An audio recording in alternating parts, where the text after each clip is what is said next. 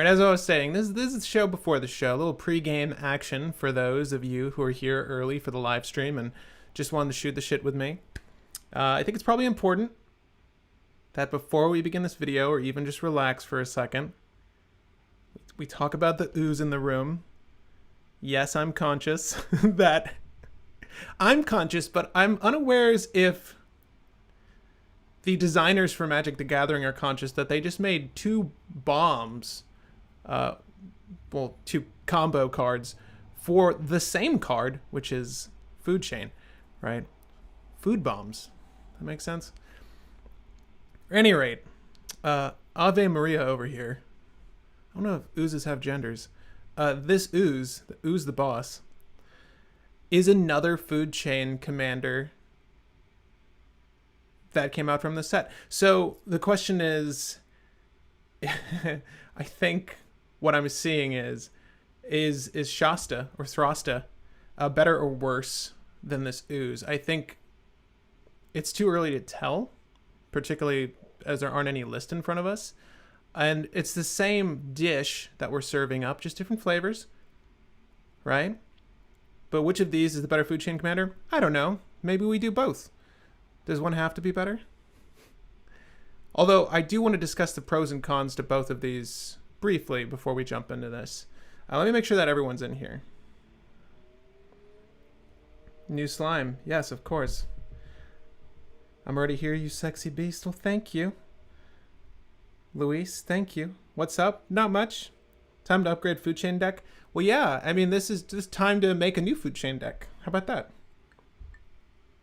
I'm here on time for this one. Thank you for joining. I really appreciate it. Christian, should be fun. Garth's great. Garth from like Wayne's World? Garth is great. First super chat, Luis. Thank you so much. Luis says, just showing love. If this mono green ramp is done right, it'll be super gross. And yes, ooze is the tastiest. Oh, God. Hey, Patrick, love the channel. Thank you for joining. Garth One-Eyed can do Food Chain as well with a hasten. Garth can do it. It's 5 colors. If we have to question whether Garth is good or not, it doesn't fucking matter because it's in 5 colors. There's going to be every single strategy in the game available for Garth. So that's all that matters. Not that I want to discuss Garth today, but I saw that. What really annoys me is that they're not making tokens for the cards that you're producing, namely the Black Lotus. That would have been really cool. So I'm a little sour with Garth already, but yeah. But thank you, Luis, for the super chat. I do want to jump on that, though, first and foremost. So the ooze we're looking at right now, this Progenitor Ooze. It's a storm creature, 2/2 body at the cost of 5. Storm, as we know, for each spell you've cast before this turn, you get to copy this spell as you cast it. Other oozes, if they're tokens, are non-legendary. And then, I guess more importantly, if you could say that, this last bit's super irrelevant in my book, at least in a commander environment. Enters battlefield with a +1/+1 counter for each other ooze you control. So here's how this will work. If you cast this and there are 2 spells prior, you would get 1 ooze, and let's just say there weren't any other oozes on the battlefield. Each other ooze you control, so on your side of the battlefield. It comes in as a 2/2, and the next storm goes off. It comes in as a 3/3, and then the original ooze comes in, and it comes in as a 4/4. So 2/2 body +2/+2. These aren't hasty tokens. These are just tokens. I mean, I think it's kind of important to make that distinction. I think, and I haven't done the math, but if this works with Phyrexian Altar, then I'll state that it could potentially be better because that mana can be used for anything. But as a Food Chain Commander, they're both trying to do the same thing. They just have different avenues of approach. Thrasta, if you guys don't know, I would hope you knew, is always discounting itself. Not discrediting itself, but discounting itself. Because any spell you cast is virtually ramp, right? That Finehorn Elf I cast, that is 3 generic off of this card. And then obviously, once you start casting Thrasta, it's -3 +2 for the next cast. Well, you're always down -1. And that's how the Food Chain combo works, right? But they're both probably relying on the same outlets or probably relying on the same strategy. The only difference being, if you had Concordant Crossroads in the Ooze list or something to haste enable, then yeah, you could swing out, but it's still A plus B plus C. You're just getting an additional out, which is fine. I'm not really sure I would want to use Concordant Crossroads here because it enables my opponents. And I'm probably still going to use the same sack outlets as win conditions, as outlets. So is one really better than the other? What is the ideal Ooze hand, right? Are we looking at a Jeweled Lotus, Mana Crypt, and a land drop, right? So you can have some sort of Chrome Mox configuration, some sort of Mox Diamond configuration, but no matter how you shake it, you're making a couple oozes, and they're kind of, weak compared to what Thrasta is when Thrasta arrives, and it requires a hand that is very specifically tailored with ramp to play out Ooze, whereas Thrasta, anything you play is ramp. Also, with all of the enchantments that we're going to be including in the Thrasta list, all the ones that say, whenever a creature enters the battlefield, if it is, 4 power greater, 3 power greater, Thrasta always fulfills that requirement.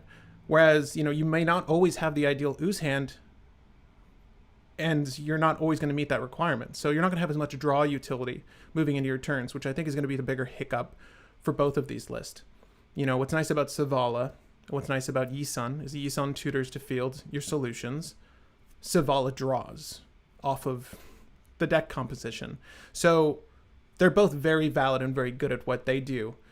These two have a lot to establish for themselves. But I do think that Thrasta, the ideal hand, is a lot easier to find because anything could be made playable for Thrasta in the sense that I can play a Chromatic Star, make 3 mana, reduce the cost of Thrasta, and then filter green, draw a card. We're going to play some eggs. We're going to play a lot of low CMC spells to just cascade, not actually cascade, but roll into Thrasta, right? I kind of like this conceptually a little bit more.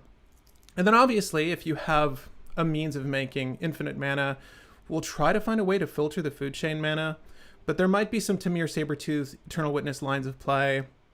There's definitely going to be some things we can do with Genesis Hydra once we have infinite mana. We can only use this mana on creatures if we're talking about food chain. So there's a lot of things to consider when we're looking at these two. But by no means do I think one is better over the other at this point. I do find the Ooze also extremely playable and extremely easy to build for. Okay. Sorry, I definitely missed a couple of comments. So give me 1 second, guys. Garth One-Eyed can do food chain. Yeah. Party on Garth. Yes. Food chain can do it all. There's just so much. There is. MTG the Stack. Thank you so much for your super. Hell yeah. I don't know why I read it that way. I've been wanting to brew with this dude for like the last hour. Stellar timing, dude. I know. I set this up. I realized that I definitely did a disservice to Thrasta when it came out. I've owned a copy of Food Chain for years now, and I've always wanted to play it. But I gotta be honest, when like new sets come out, I don't think about, is this card a Food Chain commander? Will this card work with Food Chain? And I'm ashamed to say that I definitely missed missed the opportunity here, because I'm gonna leave this off to the side. Maybe it'll provide us some luck. But yeah, I missed the opportunity to say, yeah, this is a good Food Chain mander. And it may or may not be. We'll see how effective it is. It has a lot of things working against it, unfortunately. However, I think we'll be able to succeed with a Thrasta build. We'll see. I'm optimistic. What I like about Thrasta is the power is a constant on Thrasta. CD. Okay. I definitely disorganized my cards pulling that out. But the power is a constant on Thrasta. I think that's the thing I like most. So part of me is thinking, like, while we're storming here, we can storm in much the same way as Savala would, right? Using Life's Legacy, not Hero's Downfall, all of the, as additional cost sacrifice or draw cards based off creature's power, as opposed to Ooze, where the power is variable. It really depends on how much you've stormed. And again, you might be leaving your hand empty by the time you actually get to the bigger Ooze, where Thrasta is always just going to be huge, right? And then you can use your Life's Legacy and hopefully pull into a Food Chain And then bearing in mind that Thrasta is only ever going to be the 2 green once you've hit that threshold, right? So, I don't know. I'm pretty hopeful. Again, I really think that Thrasta is going to be decent. But like I said, I definitely did a slight discredit in the overview. It could be horrible, and I was right, or I could be wrong, and I'll be happy. Right? Okay. You think Thrasta will stay expensive after release? Well, Card Kingdom has it at a penny, right? Are you guys looking at my screen? Card Kingdom has it for a penny. So, I don't think that because there's options now, because there's the Ooze and Thrasta, hopefully people will appreciate the Ooze more. The Ooze is, practically better. And that way we can play the Storm Dinosaur. And can I just state, this deserves to be on a t-shirt? Like, Thrasta just looks so cool that I don't even care if it is technically worse. This is probably the one I would play. I mean, again, they're both serving up the same dish, that food chain dish, just different flavors. And I like Thrasta quite a bit. And at any rate, let's relax a little bit more before we ease into this one. We can talk about some of those other recent releases, like Chef's Kiss. Did anyone see that? Oh my god. Extruder? Sacrifice an artifact, put a 1/1 counter on target creature. Oh, that's kind of cute. I wish it was not for mana. Grist? Grist anyone? That's pretty good limited. That's pretty good for a cube. But Chef's Kiss is going to be dope. Stream did just start, as a matter of fact. But this really does feel like Commander Legends 2. Am I wrong? Even Grist is playable as a commander, by the way. If you've seen this, if you were interested. One of the reasons I named it off is because it's an insect creature when it's outside the battlefield. And this technically counts while you're deck building. So while it's in the command zone, it is a 1/1 insect creature. So you can play this as your commander.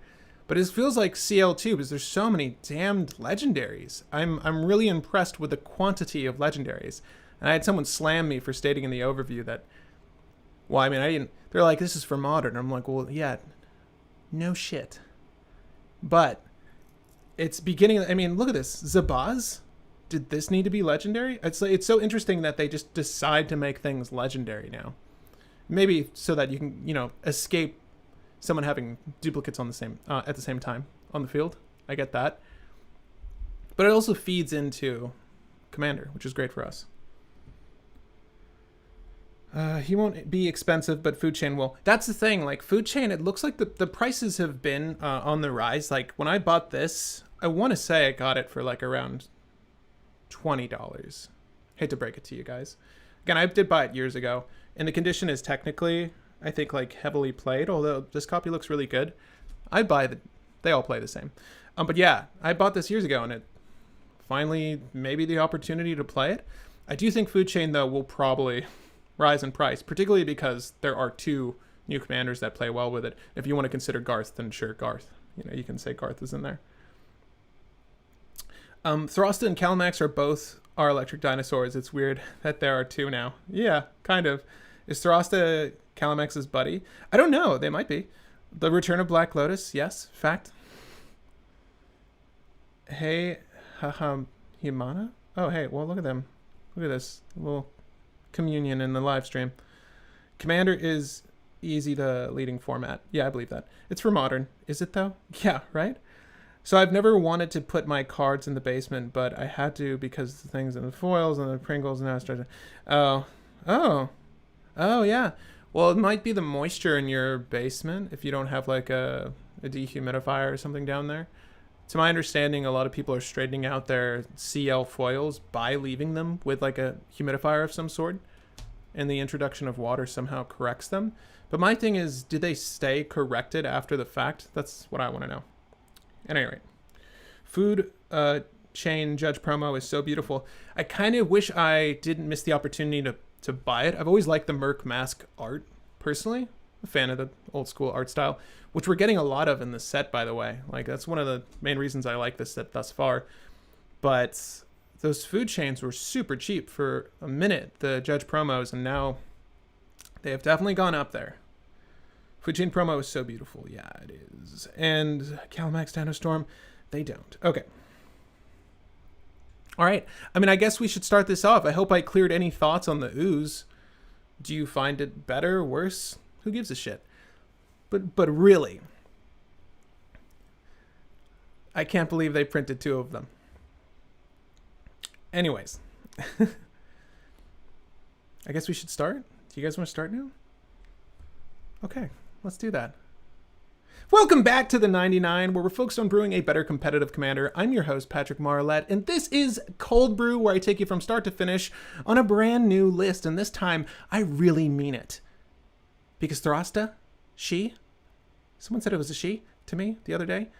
She just came out. She was just announced. She's a totally unique food chain commander, and I'm excited to show you what she does. So, and you guys can correct, I don't know what the gender of this dinosaur is, but you can let me know. Thrasta sounds like a girl name. Thrasta's Tempest Roar, or if you're following along with the deck, Shasta, Caffeine's Fizzle. Because who knows, it could fizzle. Is Shasta still made?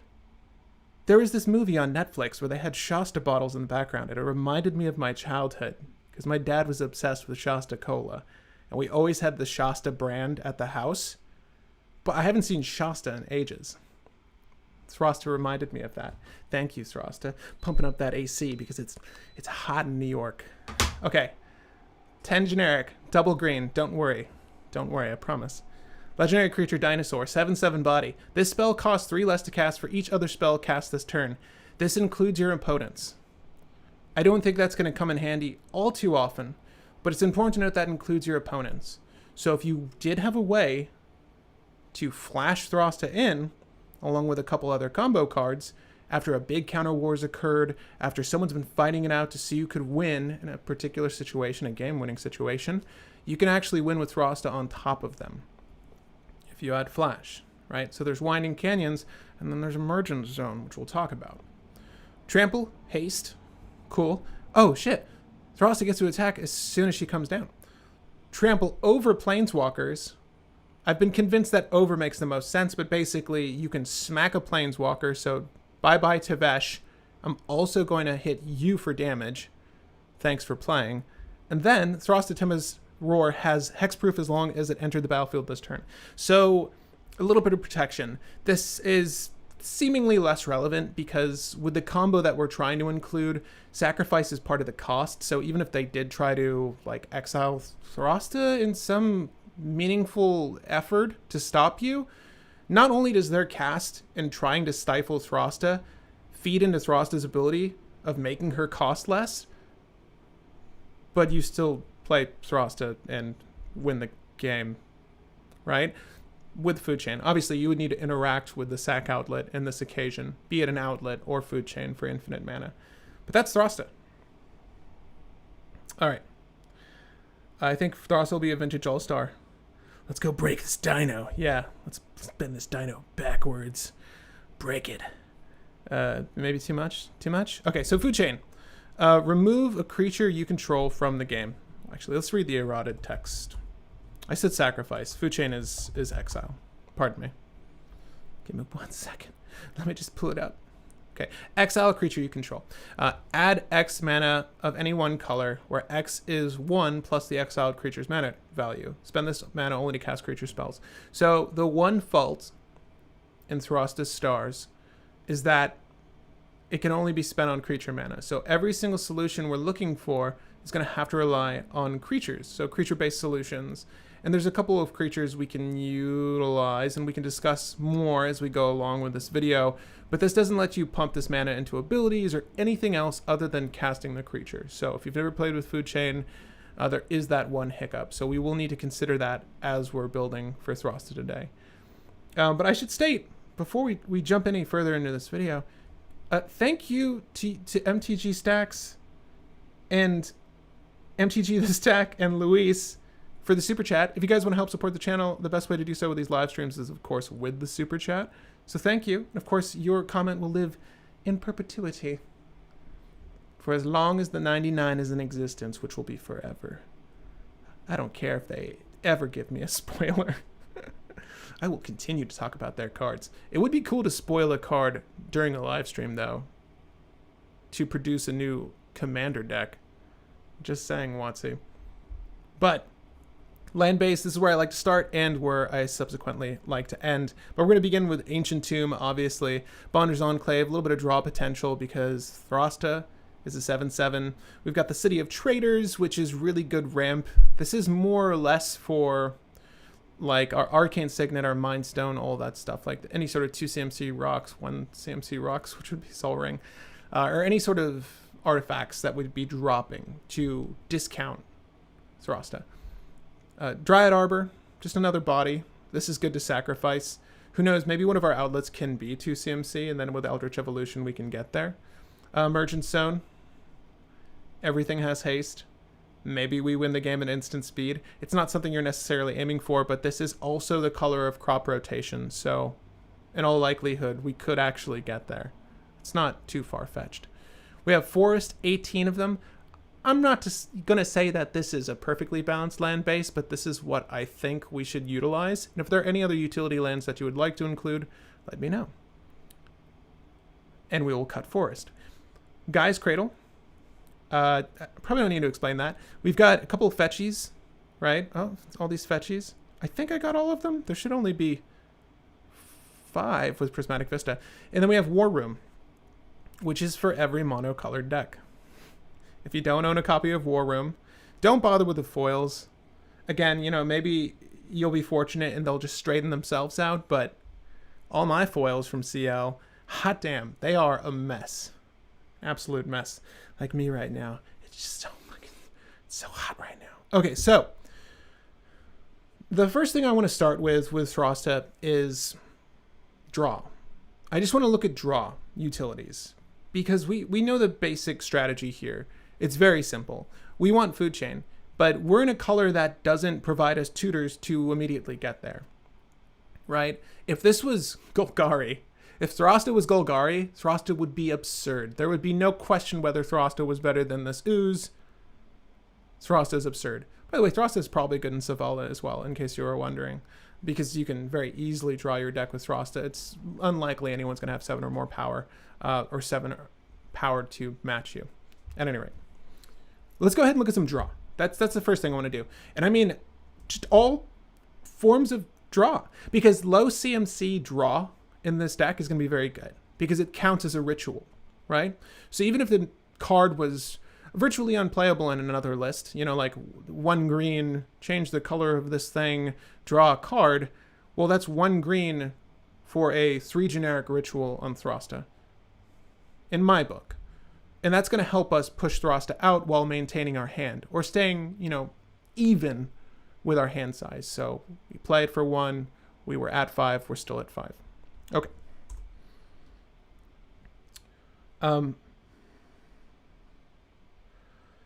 Hi, Patrick. Also here from Namibia. Hey, FireRiot. Thank you for joining. I appreciate you being here. Eternal Scourge, or you count on Thrasta? We're going to count on Thrasta, William. And I'm sorry if I'm missing any comments here. Did you see the small German Pokemon variety streamer got a Monster Hunter? Monster Hunter. You can tell that I play Monster Hunter. You seen the poster in the background? Modern Horizons 2 spoiler. How cool. Yeah, it's cool, I guess.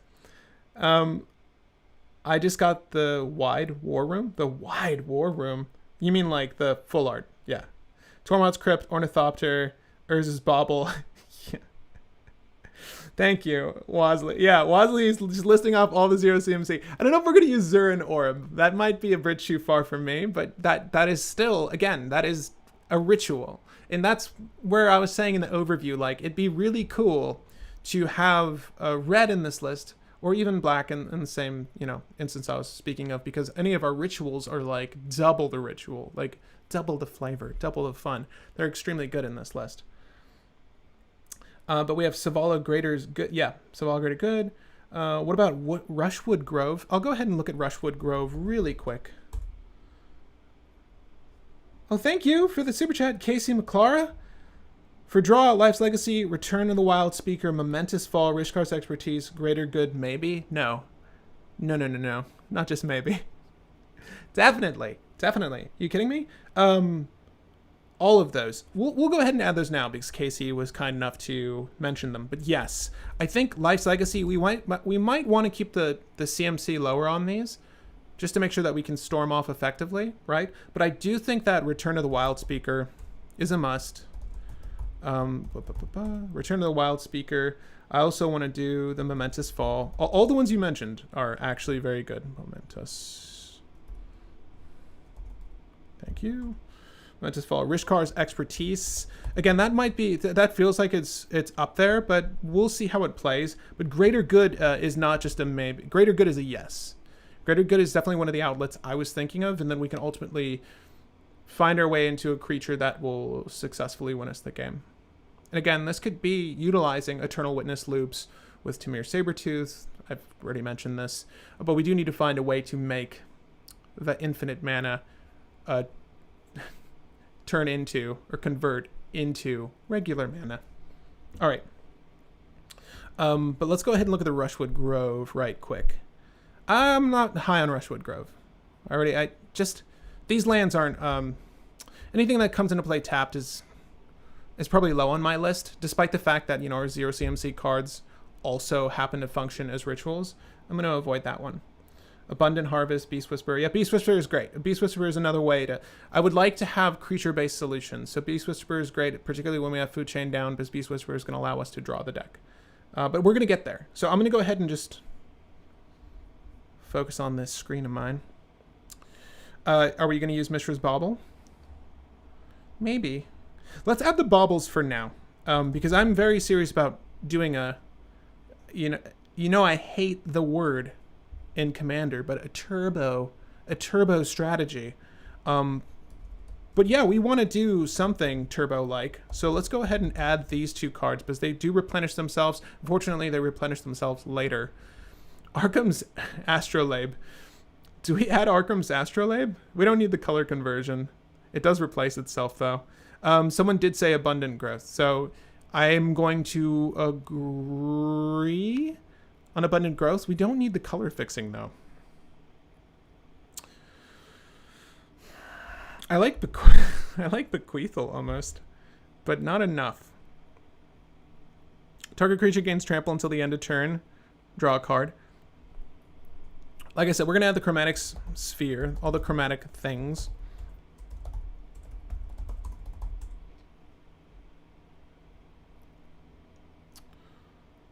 Zuran Orb is an A+ in Titania, I bet. Invigorate is so gas in this list. Yeah, maybe. Invigorate? I forget what that one does. Alright, Conjurer's Bauble. Conjurer's Bauble is great. Conjurer's Bauble is great because if we wind up doing a Greater Good setup, or if we need to replenish... thing is, we can add if we do wind up doing Greater Good, and that seems to be something we're landing on, unfortunately, unless you're pulling in to the immediate solution, and we'll see what our outlets actually are, you might want to add Kozilek, because you do have to discard down with Greater Good, if I'm not mistaken. Just look Greater Good really quick. Then discard 3 cards, right? So yeah, you might want to add a Kozilek to cycle through your list. But we can talk about, the Titans or the Eldrazi Shufflers in a second, if we get there. I'm going to do Conjurer's Bauble for now, though. Conjurer's Bauble's fine. And I want to stop at the 2 CMC mark here. Glimpse of Nature. Yeah. Glimpse of Nature can be an outlet for us. Yes. Fountain of Renewal. I'm not so sure about that.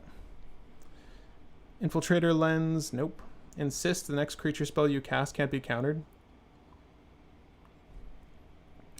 I mean... okay, I'm going to add this now. I know we want Allosaurus Shepherd no matter what. It's just speaking of things being uncounterable. But do we like Insist? I mean, I don't know. Well, yeah, why not?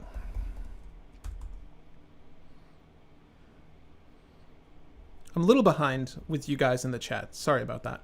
Target creature must be blocked this turn if able. If that were instant speed, that would be kind of cute. Just if we needed a trick like that, but we don't. We're going to do Mana Vault for sure. For sure. just because I'm looking at it. Whenever a spell you play is countered, draw a card. Unfortunately, Multani's Presence never pulls the weight you would hope it would, but that's not to say it's a bad card. Sensei's Divining Top. I will say Sensei Divining Top might be good here because we do need that card quality.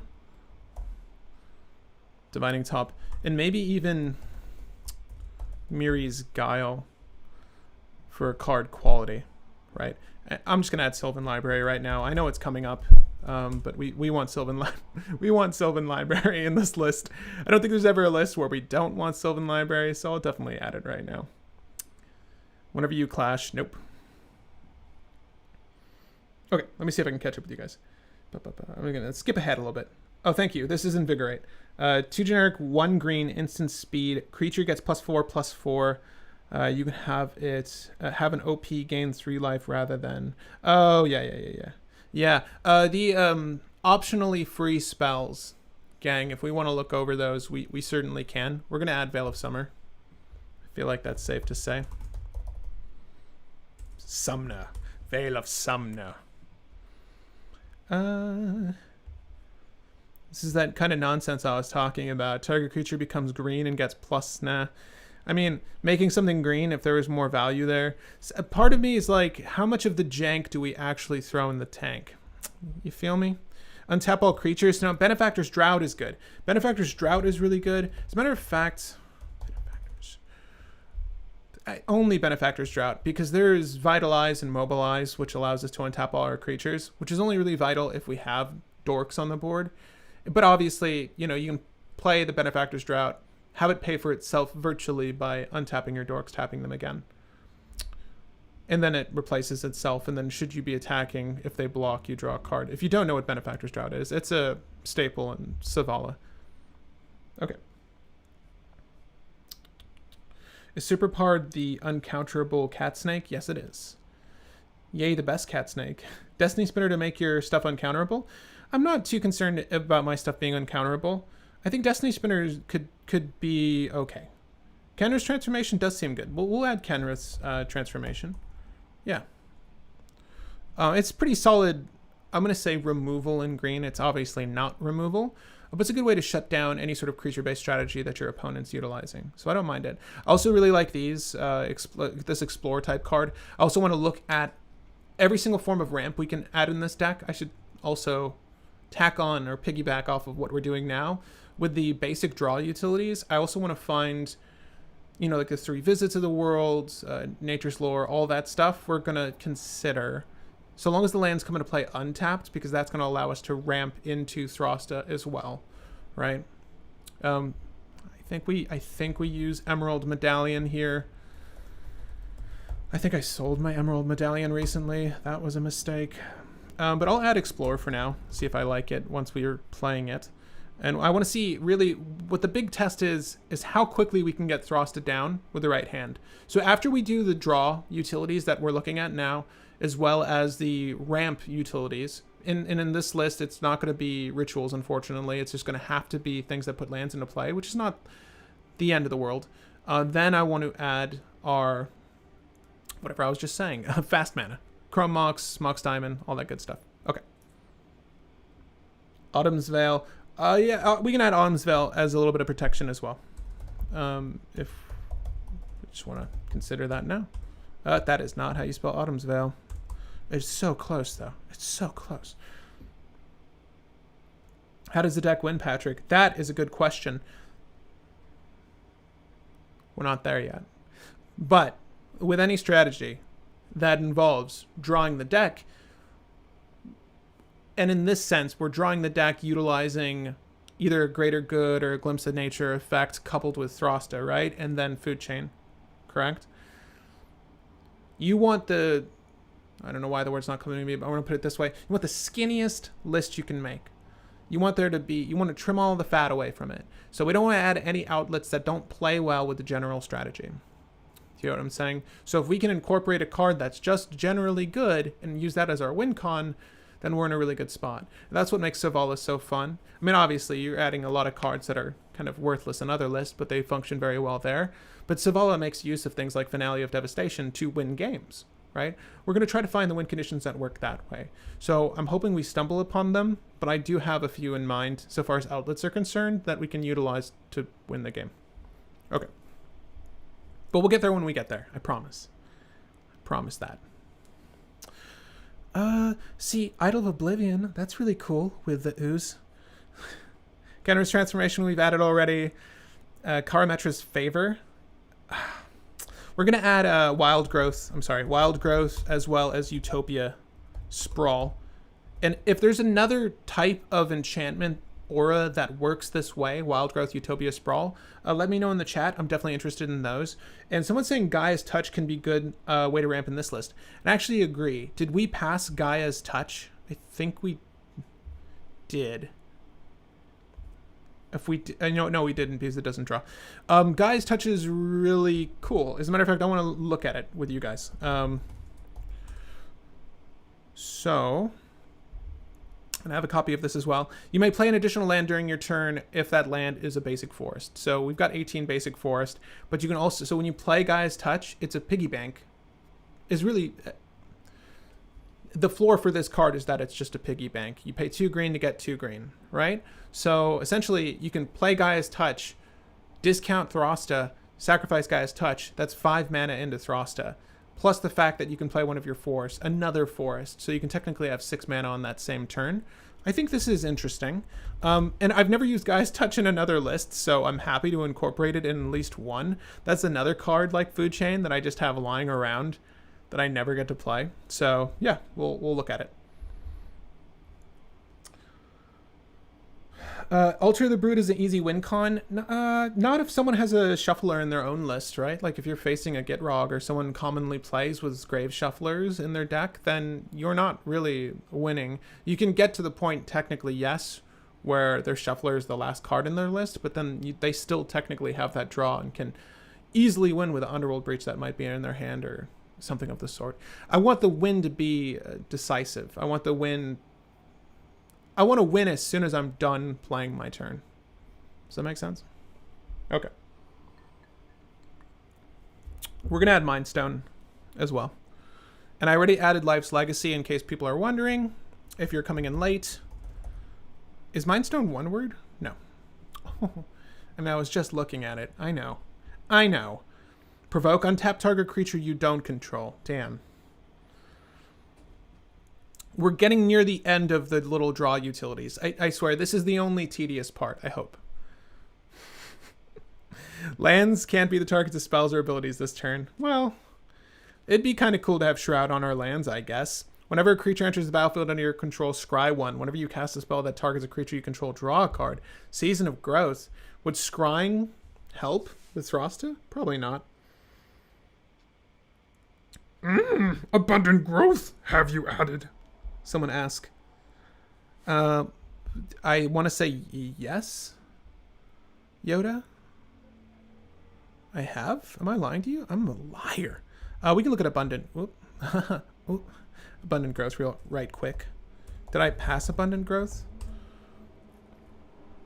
No. We don't, okay. Well, we don't need the color fixing, but mind you, we do have a couple of utility lands that this can attach to. It is a ritual, though. It is a ritual / draw. We'll add Abundant Growth. It's just, there's quite a bit of what would be considered jank and other just mono green lists that we're adding, and I can understand that. But don't be scared. The floor is its +1 for storm count, which is decent. Yeah, that's true. What is your opinion of Ground Seal? Ground Seal is the odd stacks utility. We'll add Tome of Legends, by the way, because I love that card. Tome of Legends, it's 2 mana to get a discount of 3. Yeah, we'll do that. And again, I want to stop at the 2 CMC mark, right? We've added Sylvan Library already. What are my thoughts on Ground Seal, though? I got to look at the card again. But it's generally okay, is what I think. Enters the battlefield, you draw a card. Cards in graveyards can't be the target of spells or abilities. So the major issue with Ground Seal is it doesn't really stop the predominant strategy of many a Storm list these days, which is Underworld Breach, because you're casting them from the graveyard. You're not necessarily targeting. This does stunt certain reanimate strategies, but I'm a little iffy on it. It really depends on your meta, right? If you suspect that you're going to see a lot of grave strategies that rely on targeting things there, then yeah, you know, it's good. Till the end of turn, whenever this creature dies, return to its owner's hand.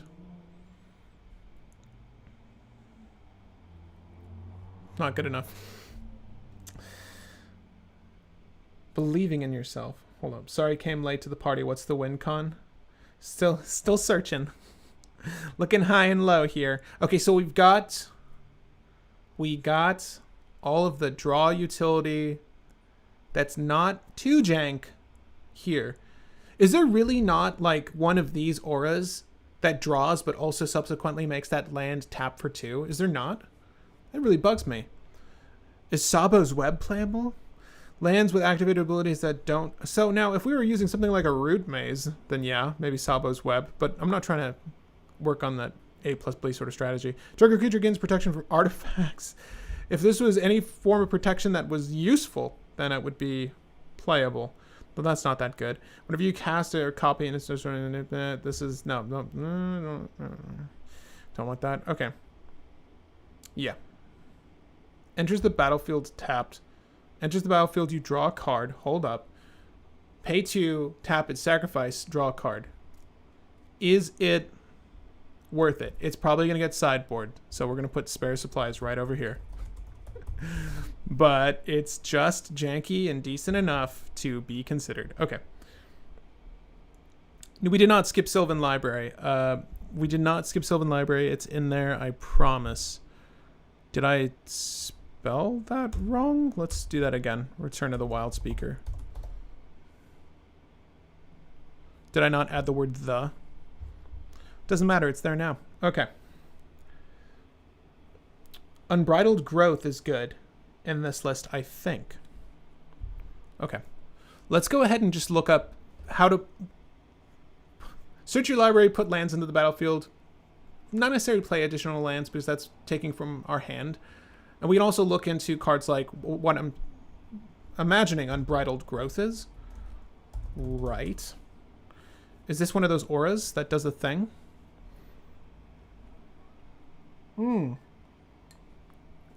So in much that... A little fruit fly found its way into my home. That's what that was. Unbridled Growth is fine. Yeah, we can do Unbridled Growth. We can try Unbridled Growth. Because it gets to that point where we're going to need cards, right? We're going to need a little bit of cards. Oh my... We have 61 cards in this deck so far. I'm impressed. Somehow we've managed to find that many includes. Are we wanting Great Henge? It's not too expensive. Great Henge is discounted, guys, based off the power of creatures you control. But what's nice about it is that it's another utility to draw the deck. So yes, I'm going to say that Great Henge is fine because obviously Thrasta has 7 power. If you guys don't know Great Henge, the spell costs X less to cast, where X is the greatest power among creatures you control. So it's automatically 2 green, right? So that's kind of cool. We can incorporate the Great Henge, and we'll see if it plays well into the strategy. I'm not certain it's going to be super... We'll just see. We'll just see. I like it a lot, though. And any opportunity to play a sweet-ass card like the Great Henge, we're going to do. Search, put, land, green, go. And while we're here, I'm just going to add Noxious Revival to the lists because, you know what? Fairly certain that makes its way into every green list. And obviously, we can add a few more green utilities in a few. But we want to do our crop rotation, obviously. You know, crop rotating into a Guy's Cradle is the most typical play, but here it's even that much better because crop rotation, while giving us the Guy's Cradle most likely, is also going to function as a ritual for Thrasta. Again, that's what's nice about Thrasta, as opposed to any other food chain commander, is that if you fail on the strategy, just playing cards helps you get past the commander tax, right? So in any situation, you're still in a decent spot. Like if you've failed and need to recover. But odds are likely the removal is going to come for one of your outlets and or food chain because Thrasta has hexproof. If Thrasta happens to be countered, again, Thrasta gets discounted by that counter. It works off your opponent's spells too. For anyone coming in late. Because we've talked about this. But just to reiterate, there's a lot I like about Thrasta, so I'm excited for it. Does Expedition Map make the cuts? Nope. It does not. Search your library for a basic land, reveal it, put it into your hand. We want to put it into the battlefield, ideally. Whenever creature deals, nope. Search your library for basic, nope. To your hand. I should probably just type the word battlefield in the Oracle text up here, because we definitely are looking for a particular type of card. I'm looking at Elvish Reclaimer and I'm thinking to myself, is this worth it? Nope. I wish it were. I wish you were, Elvish Reclaimer. If you control 4 or fewer lands, search your library for it. Nope. Too many requisites. I mean, we know the ones we want to add. I'm just working my way there. Rampant growth puts in the battlefield tapped. Oh, that's no good at all. That's no good at all. This one's kind of cute, but I think it's also tapped. No, it's your hand. That's even worse. We're trying to cheat these things out.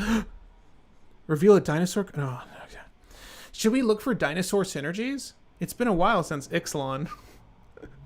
Are there any dinosaur cards that you can think of that are good in mono green? Dinosaur specific cards that are good in mono green. Let me know. I would love to find out. Because I've been in and out of the game, but I got back into Magic with Ixalan. And what a shit set to get back into the game, by the way. It was okay in a limited setting, but it was not fun overall. Search for Tomorrow. If I skipped Search for Tomorrow, I'm sorry. I'm trying to find the lands that come into play untapped. Oh my god. How am I missing? Okay. So where the hell was 3 visits? Did I just miss these cards? Did I just miss these cards? Okay, let's just add... Oh, because you know what? It's not... It would say forest, right? It would say forest. Well, I know I want 3 visits. And I know I want Nature's Lore. And while my computer's loading this... Hold on. I'll catch up with you guys. Galta will be good. Savalis seems good. Savalis seems good, you say? Potentially. Love Croson Wayfarer for green. Castle Garenbrig is free include. Is a free include? Is a free include? Castle Garenbrig it comes into play untapped, provided you control a forest, and you can pump 4 mana into it and tap it, so that removes minimum 5 resources to get 6 mana that you may only spend on creatures. I'm not certain that Castle Garenbrig is an auto-include in my book. Sylvan Scrying, if I'm not mistaken, puts the land into your hand, and we can look at that one in a second. But if that's the case, it's still not bad. Harrow is another one of my favorites. Thank you for the suggestion of Harrow. Harrow is an instant speed spell. We're likely going to use it on turn, because it doesn't matter. But yeah, Nature's Lore, we already got this. We got the 3 visits. That really seems to be it for the lands. Enter the battlefield. Okay. Put two forests, put them onto the battlefield. Does Sky Shroud claim? That's kind of expensive, isn't it? So you pay 4, you get 3 discount on Thrasta, and then you get 2 forest. So that's technically 5 mana. You're up 1. That doesn't seem great. Although it is good long run, I suppose. Not high on it. All right. And what was the last thing I said we wanted to do? We want to add fast mana. Okay, so Chrome Mox, Mox Opal, Mox Amber, Mana Crypts. I'm going to go through these very quickly. Soul Ring, so that we can test this list. Soul Ring, what other ones do you want? Grim Monolith? Why not? Grim Monolith. There's already a Mana Vault. Mind Stone. We have, we could do Felwar Stone Arcane Signet, right? Those don't feel good though. But we're gonna do that. Signet. Mox Amber is really cool here because even if it's not providing mana on the cast, at least it's discounting our girl. So we're getting closer. Let's just save and continue with that. And obviously we need to include all of our dorks. Nature's Lore 3 visits, yep. Savala Heart of the Wilds for Browstorm, Insane Ramp, and card draw if Dino is the biggest thing on the field. Now my only qualm with Savala Heart of the Wilds is that when she drops, she does nothing. She does discount Thrasta by 3, right? So then we're setting ourselves up. We're setting ourselves up for a winning play. I'm not gonna lie, I really like Savala a lot. So we're gonna add Savala and see how she tests. But I just feel like a little bit of a sidetrack from the main goal here. But mind you, it's still very good. She's not. Did we add There was another draw off of power. Okay, so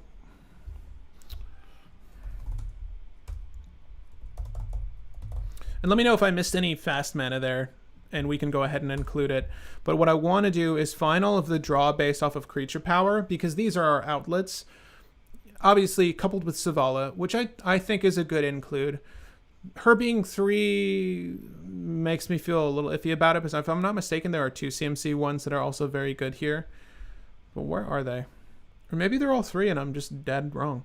At the beginning of your upkeep, if you control a creature, nope. Whenever a creature of power 4 or greater enters the battlefield under your control, draw a card. So something like Elemental Bond can be used as an outlet. Same thing with Fecundity. That's not true because Food Chain exiles the creature. So unless we have another way to sacrifice that creature, being Thrasta, then we wouldn't get anything from Fecundity. So we want the ones that enter the battlefield, like this, right? Creatures you control have trample, so this is beneficial for all of our stuff. Whenever a creature with power 4 or greater enters the battlefield under your control, draw a card. Enters the battlefield if you control a creature. So Garruk's Uprising is just always good here. And we don't need too many of these redundancies. As a matter of fact, I think just Garruk's Uprising and Savala will be enough on this end, because we have all the tutors to get to Savala and or our Beast Whisperer, provided we use Beast Whisperer. We'll likely use Beast Whisperer. Whisperer. And we'll likely sideline, actually, this Garruk's Uprising, but we'll get there when we get there. This is another one that's on upkeep. The only other one that I would want to consider potentially is this one. Your commander costs 1 less to cast for each time it's been cast from the command zone in this game. This is actually kind of a cool recovery card, provided we fail somehow and we've gone infinite. This helps reduce the cost, but it's not going to help us reduce it enough. Whenever your commander is put into the command zone from anywhere, draw a card. That's really what I'm looking at. If this reduced the color of the cost, it would be really good, because then you can use Phyrexian Altar, right? And just pay the 1 green. This is okay. I'll sideline Myth Unbound, because I think this would be the only list for it. At least in a cEDH setting, right? We'll see if we can get there with Thrasta. And again, guys, if you want to go and check out the list and play along, like Goldfish this deck with me as we go here, the list is in the description. So once it's finished, we can all do that together. We can go ahead and add tutors in a moment as well. Crop Rotation is in the deck. Crop Rotation is in the deck. Colossal Dreadmaw, yes! Mana Bloom might fit this deck. Oh, Jeweled Lotus. Lotus Petal. That's all I got. Search for Tomorrow brings it in untapped. Search for Tomorrow.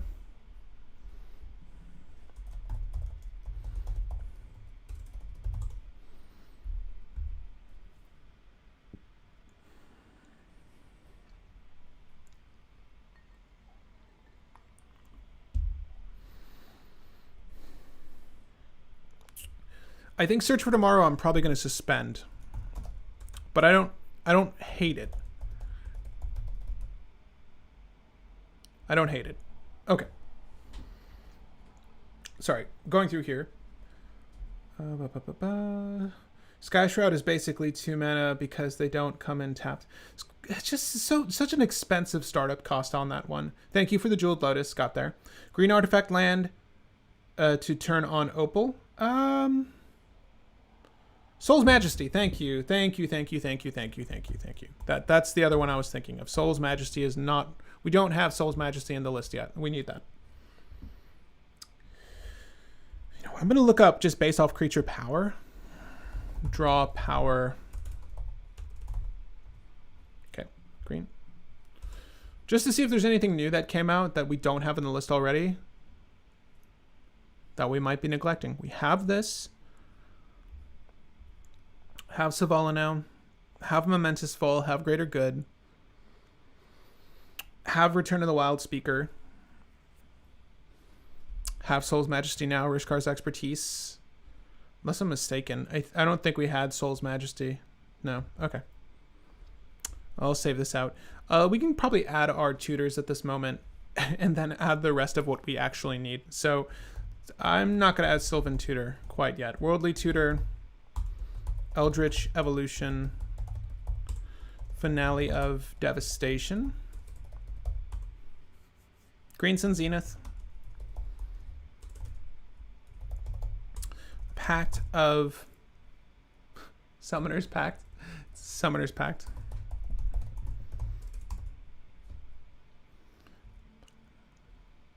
There we go. Okay.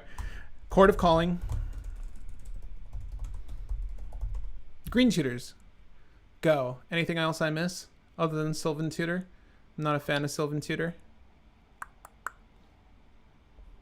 Those are all the big ones in my book. Okay. Guardian Project. I think we might have too many of those effects. I think Beast Whisperer is likely going to be enough. Woodland Bellower. Woodland Bellower, if our solution happens to be something that's 3 CMC and under, maybe. Right, Survival of the Fittest, thank you.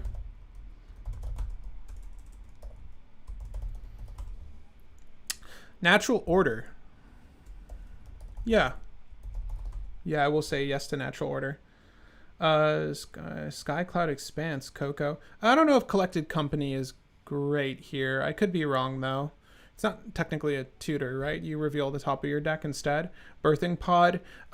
Mind you, this creature, Thrasta is a 12 CMC creature. Can we get it? What Eldrazi can we get? Wait.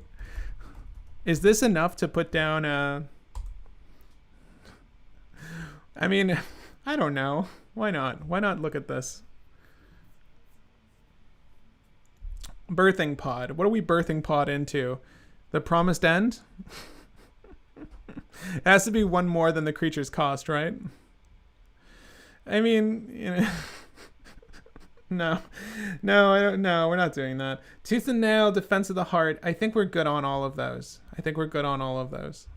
Okay. What I want to do is just add in our dorks. All right. So Llanowar Elves, Finehorn Elves,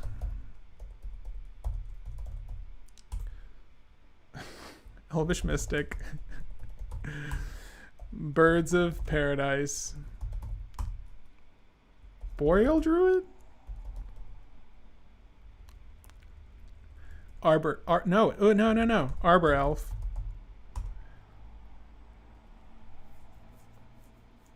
Emrakul is 13.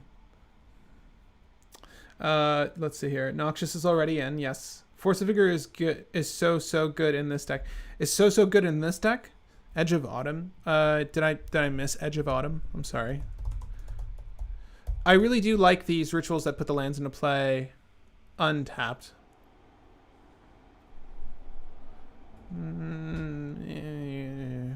Well, iffy on this. Someone suggested a Sylvan Scrying earlier, and I'm going to say that Sylvan Scrying is actually quite good here, right? Because not only is it ramping for us, it's giving us the land we need. If you guys don't know what Sylvan Scrying is, it's just a 2 CMC way to find a land from your deck, put it into your hand, and then you can play it as your land per turn. So that's actually quite good. Dryad Arbor is in. Priest of Titania twice. Who likes Priest of Titania? Clearly 2 people at least. But if you guys don't know what Priest of Titania is, it taps and produces mana based off of the number of elves that are on the battlefield. Now, Priest of Titania is pretty cute in Savala, but I find that Savala is better. Priest of Titania, she's fine. How many elves do we actually have? Like, did we count? what, 4, 5? What are the odds? What is the probability of having enough elves to where Priest isn't just tapping for herself? And mind you, Priest of Titania also incorporates elves that are on your opponent's side of the battlefield, so there's that. But I never find her worthwhile. I'm sorry. I never like playing Priest of Titania, so I'm going to avoid playing her here. But you can definitely add Priest of Titania if you would like. Printing's not found for Arbor Elf? Alright, well, we'll try that again. What the fuck?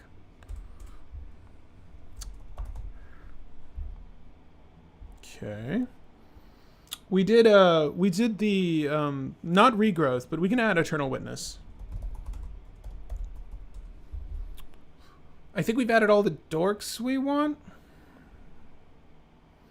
We added Elvish Mystic, we added Harrow. If anyone else at the table has dorks, they count. Yep, I mentioned that. The more people love Priest of Titania, the better.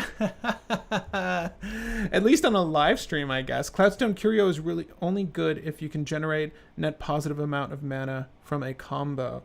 If someone suggested Cloudstone Curio would be kind of cool here if there was a viable way to use it. But I don't think there is. Okay. At some point, we need to discuss win cons, so let's go ahead and take a look at our list. We don't have any removal in this deck right now. And Shasta, Caffeine's Fizzle, no removal.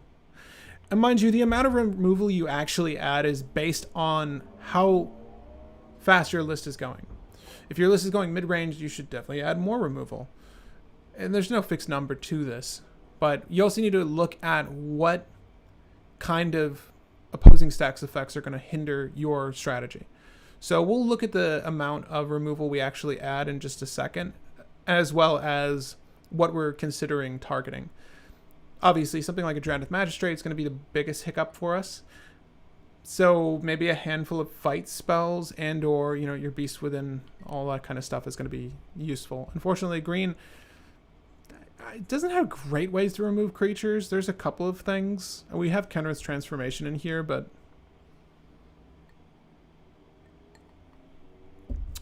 wow, we have one card. We have one card available to play with. Let's see here. Did you already add Force of Vigor? I did not. I didn't add any removal, like I just said. Deathrite Shaman's Golgari. Get the cat in there. Timir Sabretooth, I suppose. If you're good chaining the commander, Curio would let you abuse any other ETB cast effects. So, what is being suggested right now is if we were to add Cloudstone Curio, we could manipulate that with something like our Savala Heart of the Wilds or anything of that nature, right? Then it would be kind of good. We're going to add Manglehorn for sure. Okay. Let's look at the list, see what is good, what's not good. And this is all based off of what do we imagine working for this list. Because we need to make space for our removal suite. I think Rishkar's Expertise might be a little too expensive. These are all kind of expensive. Because the discount's only on Thrasta, right? But we do want to get as much draw as we can out of this list. So I'll leave Rishkar's Expertise for now. What is Natural Order really getting us outside of Beast Whisperer as an outlet or Savala Heart of the Wild as an outlet? Provided Thrasta is going to be the biggest creature. Now the reason I included Genesis Hydra is that you can convert the food chain mana into any one spell, right? And put that permanent onto the battlefield. The permanent we're likely looking at, I mean, the best way to kill the board would be something like a Blasting Station. Something that is permanent based and repeatable, right? So any sort of sack outlet that's going to let us just crush the board. And we have so many creature tutors that we can find Gen Hydra very easily. And again, with infinite food chain mana, we can use Gen Hydra to just go through our whole deck, find the one solution, and be good, right? Okay. The Great Henge, still a little iffy on, but I like it enough. I don't think we need Felwar Stone. Emerald Medallion's good, though, with Arcane Signet. This is going to help us storm a little bit. I like what we have so far as our artifacts are concerned. The only one I'm iffy on here is maybe the Conjurer's Bauble. Obviously, Conjurer's Bauble is only really great if a utility creature gets killed, and then we need to put that from our graveyard into our library and use a tutor to get it back out, right? Conjurer's Bauble is a little bit of an odd utility here, but it still works nicely in tandem with Thrasta. We can sort of map out the Thrasta cast based off of our Conjurer's Bauble as a ritual, right? It's basically a dark ritual for Thrasta. You pay 1 for Conjurer's Bauble, you get 3. I think our creature base is fine. Of course, we're going to need to add a little bit of removal here. I agree with the Manglehorn comment I saw. We're probably going to want to add Manglehorn, and that's all I can think of so far as creatures are concerned. We have a way to draw the deck here. We have a way to draw the deck here. That's more than enough. So I think that we can probably remove these 2. Food Chain, Guy's Touch, Counters Transformation, Survival of the Fittest, fine. Sylvan Library is good. Utopia's Brawl, Unbridled, yep, these are all good. These are all fine. Okay.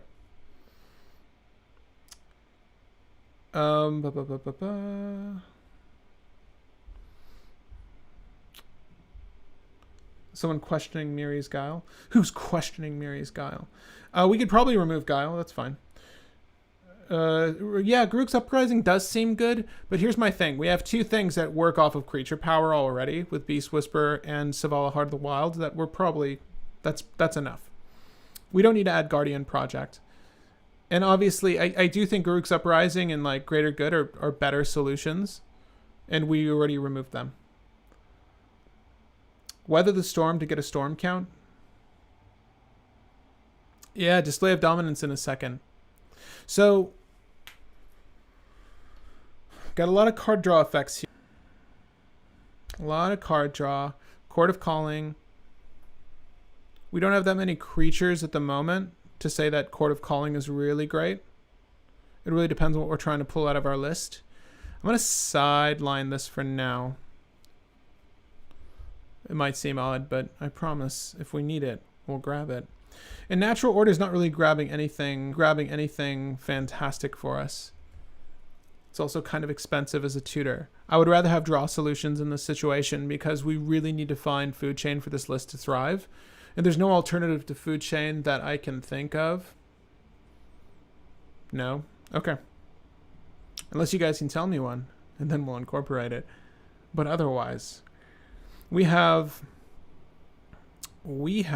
excuse me, we'll do this. Nope. Oh my god. Just trying to figure out how many cards we have left. There we go. We have 6 spots available.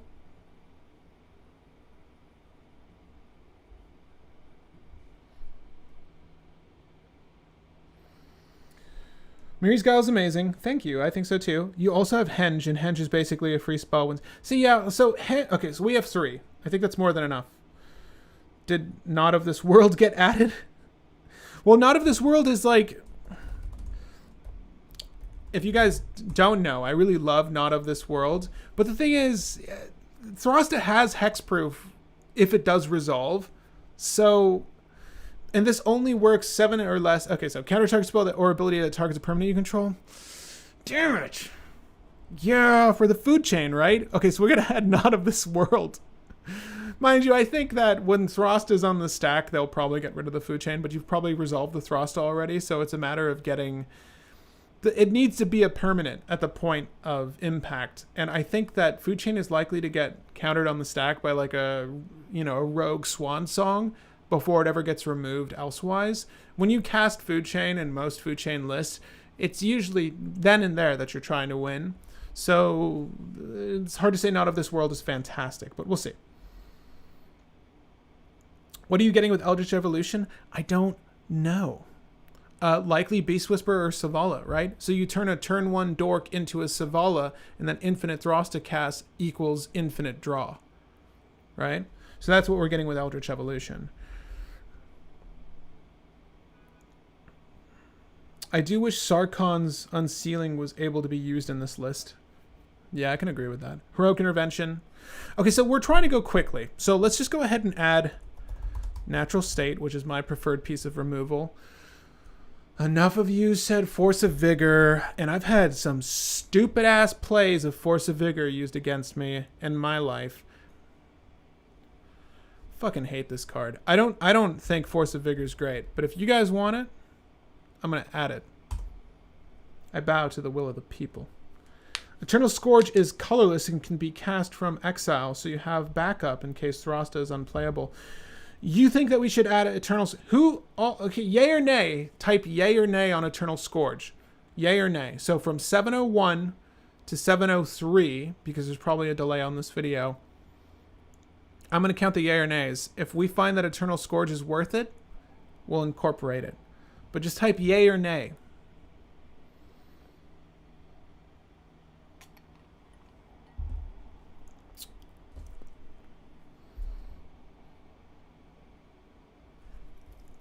Okay, so we don't have a Void Fate quite yet.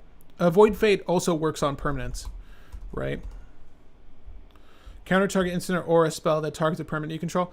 We can do a Void Fate, that's fine. Because it was mentioned, I love it. But we'll also incorporate a little bit more removal with Manglehorn. What other removal do we want to add, gang?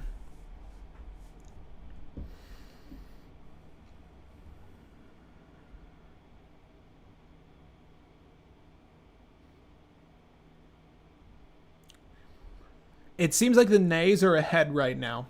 The nays are definitely ahead. There's ways to permanently remove a commander. Pat, this list needs Abundant Harvest. I just want to get to the bottom of it. Do we really feel like we need Eternal Scourge? If so, then yeah. Lignify is cute. I think that if we were using Treefolk Harbinger, maybe. It's super playable. Immediately. Owlsword Shepherd is in the list already. Reclamation Sage, if we added Priest. There's no Priest. Caustic Caterpillar is fine, actually. Caustic Caterpillar is fine. Past Judgment, we've actually mentioned Drannith Magistrate already. Yeah, that's already a known thing. Choose land or non-land. Reveal cards from the top of your library until you reveal one of the chosen kind. Put that card into your hand and put the rest on the bottom of your library in a random order. Abundant Harvest. I mean, this was one of the unique cards that came out of that art of the Mystical Archive. Do we find that Abundant Harvest is worth it in the list to make our land drop? The Veils are in the list. I wouldn't add it. B for the memes. I'll suggest Seed Time to get another turn. Maybe redundancy is good for this. A finite win con. I mean, here's my thing. The redundancy I really want is another food chain. That's the redundancy I want. I think Eternal Scourge is a bridge too far. I find that we're likely going to cut it. Or if you don't cut it immediately, you likely will in the future. Because outside of it being a combo in tandem with food chain, it really does nothing else for the list. It's like sack fodder, basically, for any sort of ability you might have elsewise, but you're just playing it for the sake of playing it, and you're tapping out for that, which is not great, right? But we have Force of Vigor now, so maybe it's good. I fucking hate Force of Vigor. So Eternal Scourge, outside of being a combo piece with food chain, what the hell else does it do for the list? You know what I would rather add? I would rather add a Rift Sweeper to make sure I can get my food chain back if for some reason it's removed and someone has a Rest in Peace and it gets exiled. That's what I want to retrieve from exile. Like, we're going to add removal for the Drannith Magistrates of the world. If that's the only thing we're worried about, keeping our Thrasta from being cast, then I would rather put in Rift Sweeper to get back our food chain than anything else. That's my personal philosophy on this. There isn't another... Unfortunately, this doesn't storm elsewise, right? So this is very limited in the way it storms. And what plan B for this list is really just Thrasta smacking face early on, which isn't great, but you're definitely going to put, a beating on someone, likely the person that's manipulating ad nauseum or necropotence, right? And also in 3 turns, you kill that person. So maybe Seed Time is worthwhile. Drannith does stop Scourge. Drannith does stop Scourge. I jumped in late, but if this is a food chain list, how do you get consistently in mono green? That's the issue. Draw effects. That's why I was trying to put all the draw effects in the beginning of this deck build, because the major hiccup here and for Ooze are the draw effects. And what I like about Thrasta is that 7 power. I know that I can reliably use that with all of the draw effects in green and get a lot of draw, right? How are you consistently... You're not. You're never consistently finding food chain. We need to test this and find out. Drawing the deck is how he finds it. Thank you. Scourge doesn't even help against Drannith. No, it doesn't. Do we add Hall of Gemstones? No, because it's not a stacks list. How are you getting the mana to do so? I'm not sure what that question's referring to. And the food chain being stopped is why I thought having backup Curio loop would be worth it. So Gabe, if you're referring to like Cloudstone Curio / Savala, right? Is that the concept? So you would need an untapper in the list as well, right? So that could be our Benefactor's Drought with Eternal Witness. That could be any form of untapper, like it needs to be the symbiote, the Wirewood symbiote, to really get the ball rolling on infinite mana, coupled with Thrasta. It is asking quite a bit, unfortunately. I'm not really sure if that one's gonna tie in well with the strategy, because we don't always immediately have Savala available to us outside of just having our tutors, right? Savala is the only other technical infinite mana utility that we can use to produce infinite mana, but she does require 3 cards to include herself to get the ball rolling, right? Minimum. So if we want to do that, we can.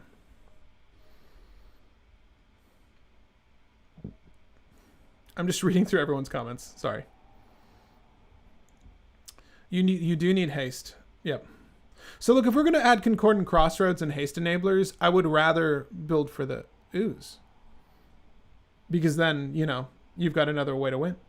Is Bane of Progress too slow for this? Bane of Progress is never too slow. I mean, you have natural order to push Bane of Progress out. The question is, do you want to push Bane of Progress out? It really depends on how quickly we're going. So let's just go ahead and save and continue right here.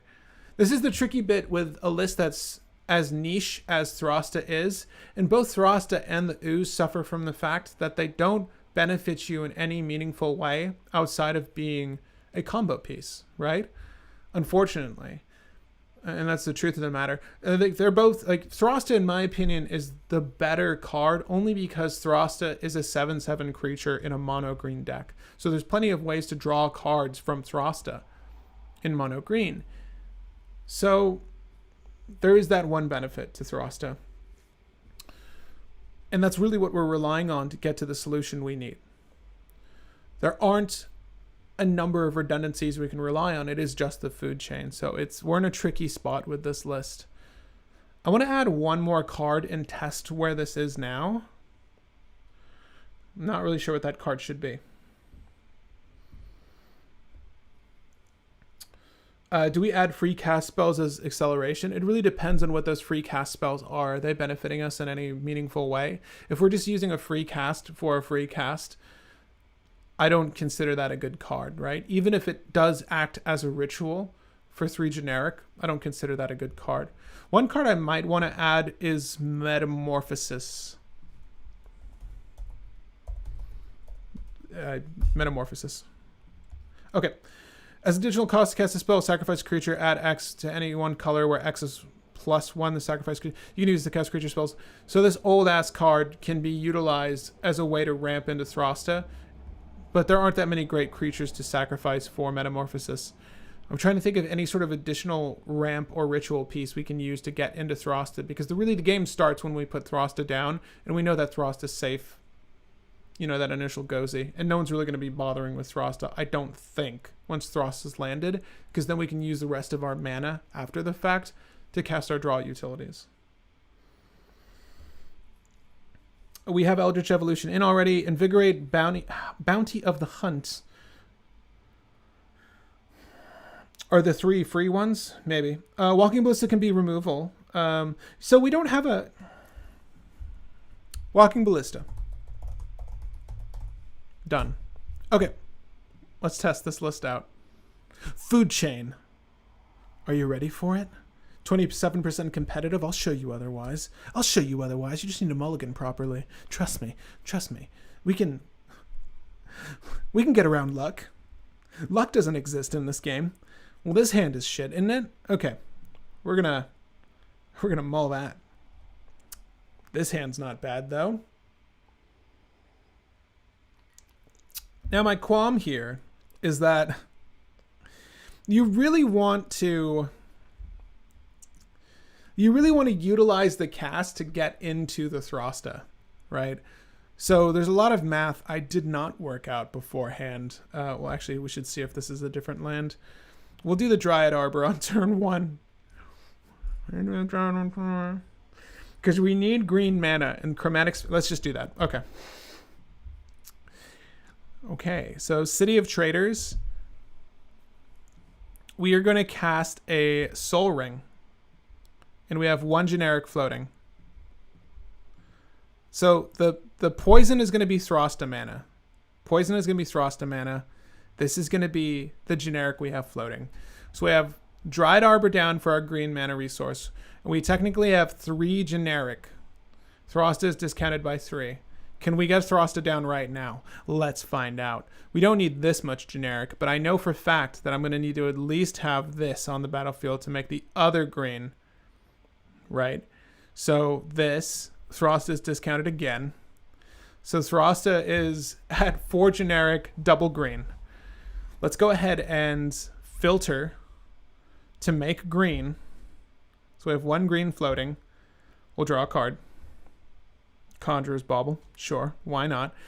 We probably want to use that man. Oh no, did I fuck up? We probably need to get this down before the Chromatic Sphere. Math. Serve me well. Serve me well. Of course, I'm not going to sequence this right off the bat. Okay,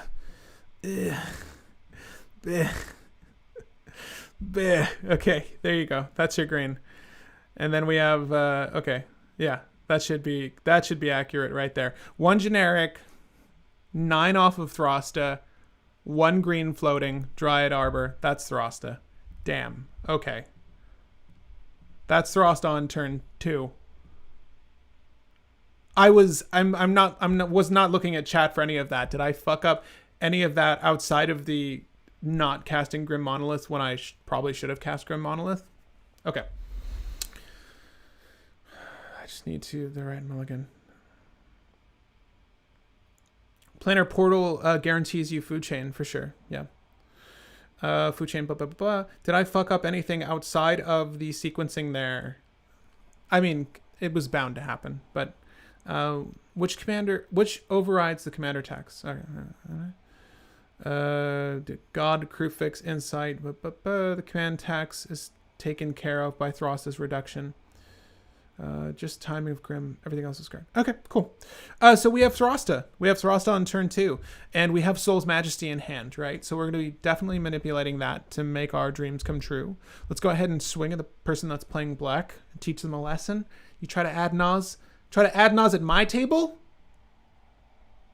Thrasta's got things to say about that. Cool. So Thrasta does 7 damage to that person. We move on with life. Next turn. Okay, so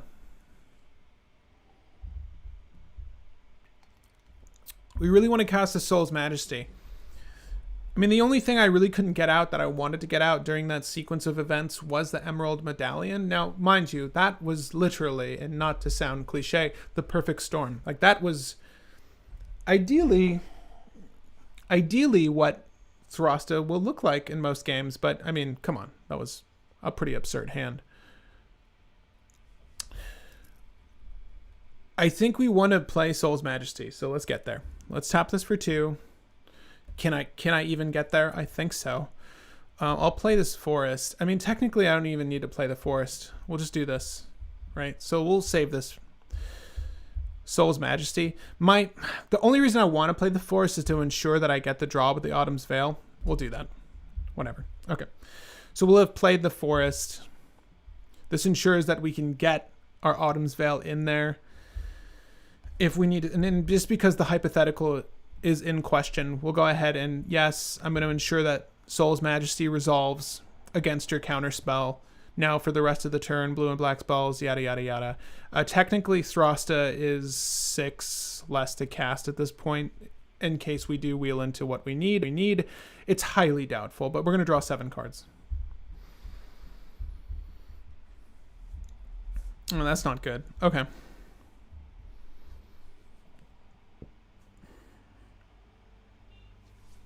We're kind of setting ourselves up, but not really. Thrasta is going to swing at someone. In an ideal world, we will have, pulled into some fast mana, but just based off the fact that we're in mono green, unfortunately, fast mana, and we're not going to roll into too much of it, right? Could I have played Medallion? Motherfucker! Okay, that would have been the perfect storm. This was like adjacent perfect storm, but we need to discard some cards, unfortunately, and I can almost taste it. Thrasta. I can almost taste you, Thrasta. Let's discard some cards. We're going to get rid of the Miri's Guile because we can't play it right now. We are going to keep at least one of these lands, and then we're going to get rid of Abundant Growth because we've already made our dreams come true with Thrasta on the battlefield right now, and provided we need to recover anything, we have the Conjurer's Bauble. Okay. This is a world where you are in mono green trying to storm, okay? That's what you need to bear in mind. Prismatic Vista. Forest. Shuffle. Okay. So, we want to put Beast Whisperer down. But we also want to play Manglehorn. Oh, tough times. This is tapped. Would this work? Wait, can I do this and do the Beast? No, I can't. So we technically have 1, 2, 3, 5 mana available at our disposal. Good lord. This is a tough storm. To conquer. You really want to mulligan until you have Food Chain in hand. I could see this going on a minute before we actually get there. But the thing I'm going to do is this. I'll do it. The Emerald Medallion that we could have played earlier, plus the Beast Whisperer. Let's just pretend that we did not need to use Manglehorn. We're going to rely on the rest of the table to do the work for us. Thrasta swinging in there, and we are tapped out. Damn. Tough times. Really tough times.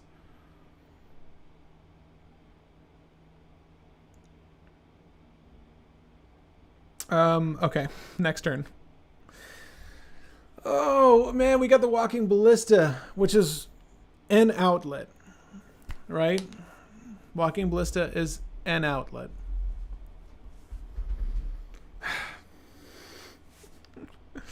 Let's draw some cards. Let's try to draw some cards here. Whenever you cast a creature, so I only have the Manglehorn to start with. Let's start with that. We've got one generic floating from this equation, plus this green here. So we'll draw a card targeting that thing, whatever that thing is. We'll destroy it. This is turn 5. I'm not happy with this scenario. Unfortunately, Finale of Devastation is not going to trigger our boy. I wish that was enter the battlefield. I gotta cast the damn thing. All right. Whatever. That's fine. Natural Order is not really finding anything that's really great. What is the best Natural Order target you can think of that's going to help in this situation? And don't tell me it's that damn Regal. What is the... We need to draw cards right now. We really just need to draw cards. Regal Force enters the battlefield. Draw a card for each green creature you control. Yeah. Is that the world we're living in? Is that the world? Okay, let me catch up with you guys. Seems like with all the creature tutors, you need another creature win con. So we've got Walking Ballista as a win con, and then we have our draw utilities to pull in the Walking Ballista. But I do think to satisfy another win con, we should probably add one more creature that could be utilized as a win con, sure. And you can suggest what you'd like. Guardian Project is ETB. That would be good. The only reason I like Beast Whisperer is that it's immediately tutorable. But mind you, so is Savala. So maybe Beast Whisperer can be switched out for one of our enchantment-based draw effects. And this is the one that folks have been talking about. Let me look it up really quick. Guardian Project. I want to say it's 4 CMC. Yeah. Whenever a non-token creature enters the battlefield under your control. If it doesn't have the same name. So this is really good in a commander setting. My only qualm with this is that it's 4 CMC, right?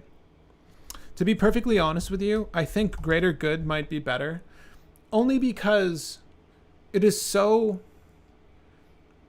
easy to cast Thrasta. If you were just doing the math as we were going there with just simple cast, like we were very...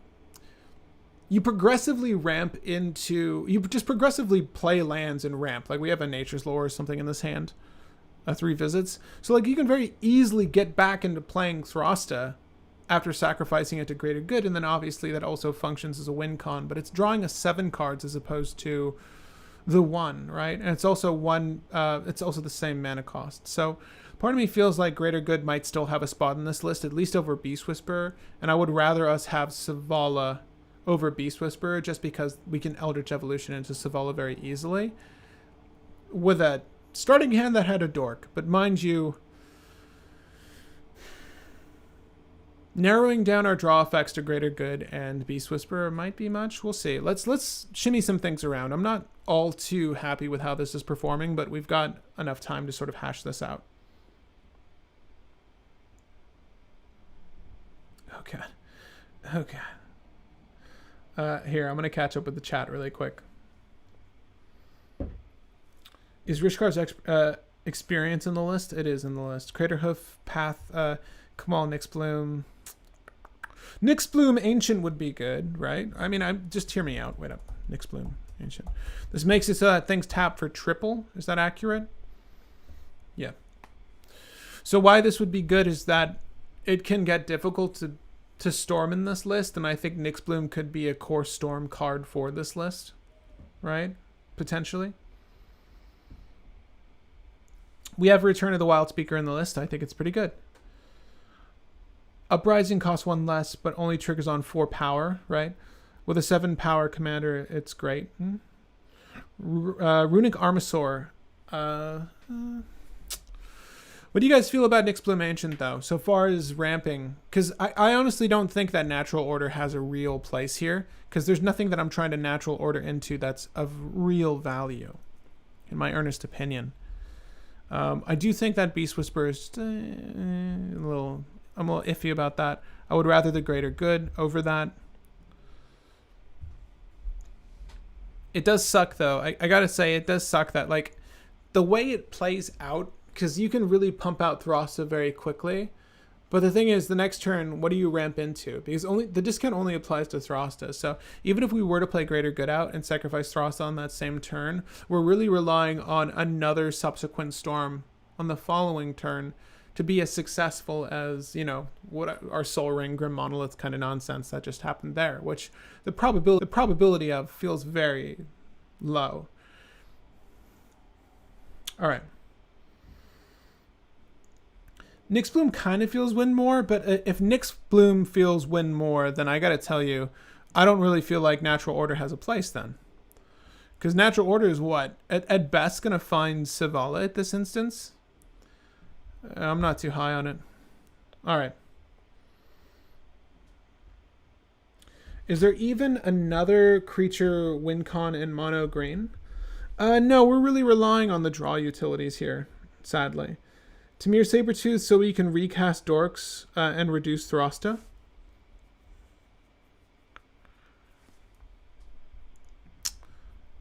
Well, okay. I think Tamir Sabertooth is fine. I think Tamir Sabertooth makes sense. Enchantress... Okay. Enchantress Presence gives you draw. I'll believe it when I see it. We'll add Tamir Sabertooth, though. Let's start there, right? There's a bit of fine-tuning to happen here. Like no list, when immediately built, is going to be perfectly adequate for the game of cEDH. But we can hope, right? We can really try. Okay. Well, this is interesting. No lands. Do we think it's playable? Probably not.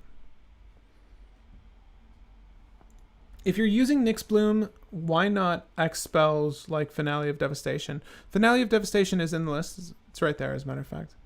I think that Nyxbloom Ancient's fine. But again, like X spells like Finale of Devastation don't benefit off Nyxbloom way too much because there's really nothing that Finale of Devastation is going to ramp into outside of it just getting 10 or more and putting some random shit on the battlefield. And then you can really just slam face with that. That's kind of cool, I guess. This hand seems okay. Like, this is going to give us... Well, let's keep this. Let's see what happens. So we'll do a forest. We will do the chromatic star. It's weird. I'm really second guessing my timing with all of this. But I wanted to keep what is perceivably an okay hand. I don't even know if we play chromatic star. I mean, really what we want to do is get that Sylvan Library down, and that's going to put us in a better position. But at best, we can only really put it down on turn 2. And we have the means of putting down Sylvan Library on turn 2. So maybe we just hold here. This is only net neutral, -3. Mishra's Bauble. We'll hold on to this. That feels weird. Really, we want some removal in our hand so that we can interact with the board in some... Yeah, Sylvan Library. Okay. What does turn 3 hold?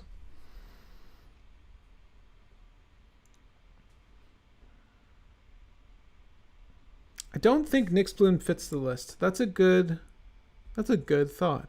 Tamir Sabertooth would be pay 2 to reduce 3. Pay 2 to reduce 3. Technically, yeah. How many creatures do you run versus how many enchantments do you run? I think there's only 12 creatures to include our Thrasta. I mean, doesn't Curio do the same thing in this instance since it bounces that? Well, you need to cast a creature to bounce the thing. The only difference being that it's very easy to get into Curio. Let's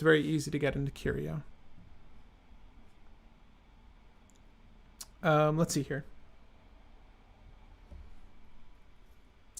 Commune with the Gods would be good-ish. Okay. Let's just do Sylvan Library and move on from here. Okay. Interesting. We're going to draw 3 and lose the life. I'm not going to track the life. Man, I really wish one of those were fetch lands. The Noxious Revival for 0 would be really nice just to get the fetch land again, right? Okay, so we're going to start with Mishra's Bauble. This is going to reduce the cost of Thrasta by 3. We'll crack it. We'll get a draw on the next turn, whatever. I'll put that draw off to the side now. We wouldn't know what it was, but I'm going to forget if I don't do it now. We can play War Room for our Chromatic Star. -3. And again, I might be sequencing this wrong, but I'm just trying to work through here. What would be really cool is to put the Glimpse of Nature down, but not quite yet. So I've done Mishra's Bauble, the Chromatic Star. We're right at 6 mana for Thrasta. We'll filter this and draw a card. Oh, this would be the card. We'll get the Not of This World in our hand. We'll put this over here. Okay. Unless I draw another card, and then we'll just draw this, and that's fine. We'll make this green, obviously.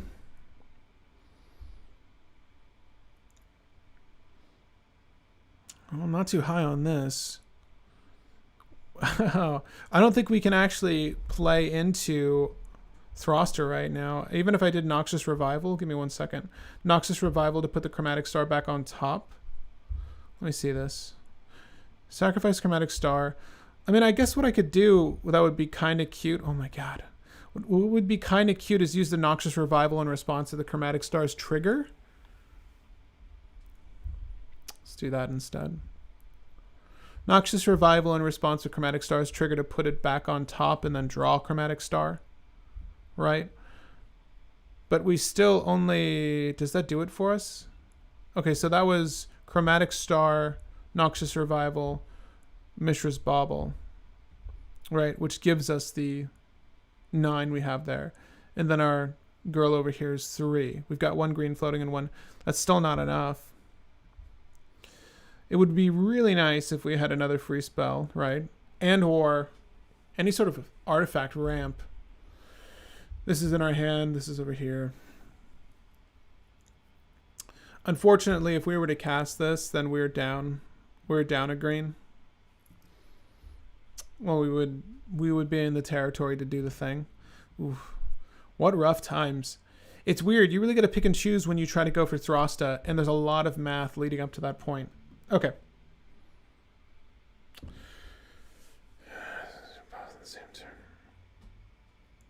Okay, play Commune with the Gods. Hickory Woodlot would be perfect. Hickory Woodlot, if I'm not mistaken, is the depletion land. Which is okay here. I can understand why you would want it, because it pays for Thrastas too. Commune with the Gods is... I know the art, I don't remember the effect.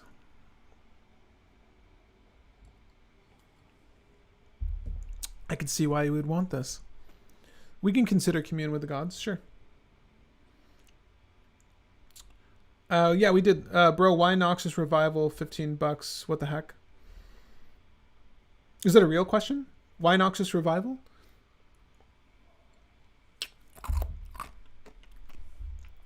I'm assuming that was a joke. The math in this deck is starting to remind me of Ward a little bit. And cast Bauble for free and... Oh. You know why I wanted the star? You know why I wanted the star? Because the draw. But you're absolutely right. We do technically have a turn 3 Thrasta here. But what I want to do is just go ahead and do another hand.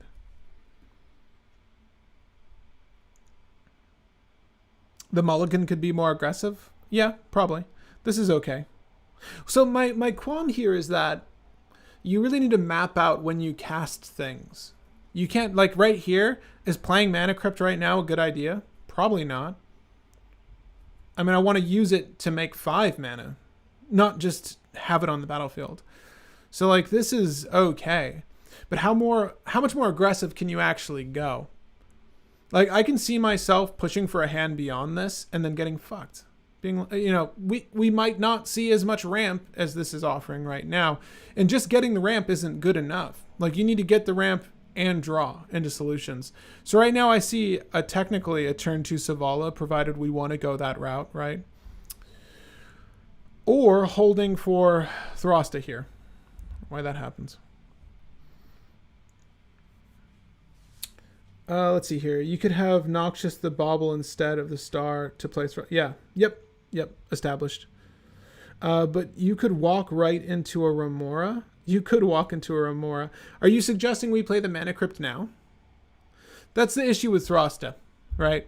Because this says whenever I cast a spell, or anyone casts a spell for that matter, it's discounted by 3, right? So the tricky bit here is the fact that we really want to leverage all of our 0/1 CMC spells to get the most on the turn to push out Thrasta. So for me, I see Mana Crypt as a 0 mana, 5 mana rock. If played at the right time. That's a turn 2 Thrasta. Fetch Bop. Yeah, we're going to go that route. But we need to draw a card first. But we'll get Forest. Bop. Okay. I should have shuffled first. So let's just shuffle now. Well, that's not so good. But we can do... Let me do some math here. If we do this, that's -3. 3. This is giving us the 2 green we need. Bop and Forest, right?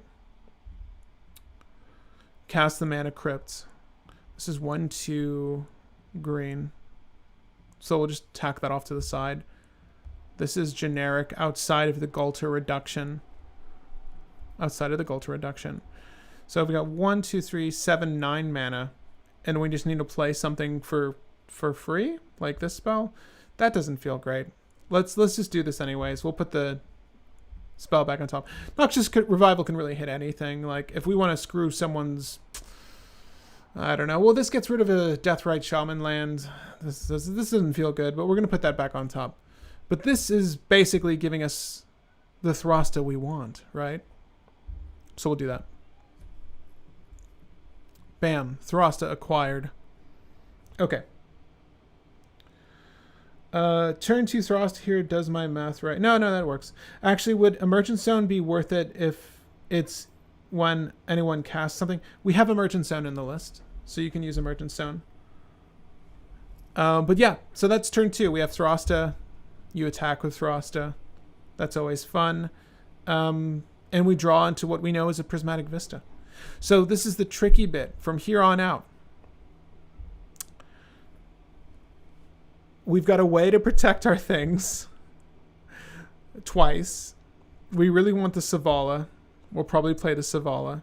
I'll tap this, get rid of this, use the Prismatic Vista, pull another forest, shuffle our library, put that down. We've got 2 generic floating. We'll just use this and this to play Savala, Heart of the Wilds. Fine. And then we've got 1 generic floating, but we're not going to make use of that. We'll use Thrasta to swing at someone, and we've got 3 mana available. Okay, so no one's going to beat the power we have on board. I highly doubt, but it's there. Am I saying Ghalta and not Thrasta? Because in my head, I'm thinking Ghalta, and I'm like, I should not be saying Ghalta. But have I been saying Ghalta? That's amazing. Turn 2 Thrasta here. Yeah. Okay. Will Savala still be the king of mono green cEDH general? Yeah, probably. Damn, Thrasta, Ghalta, all dinos look the same.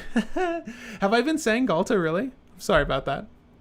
I've been thinking it, I'm like, no, don't say Ghalta. This isn't Ghalta. But I keep looking at this dino like it is a Ghalta deck, but it's not. You're absolutely right. Okay, so here's where, that Samir Sabertooth that someone was saying would be kind of cool, but Cloudstone, I'm kind of feeling like Cloudstone's better. And we're not drawing shit for a moment here. We've got a lot of mana and nothing to do with it. Unfortunately, the thing we would really want right now is one of our mass draw effects with Savala at the helm, right? To make 7 mana. But we're not there. Let's look at the deck composition and see what we feel like is lacking and what we can include.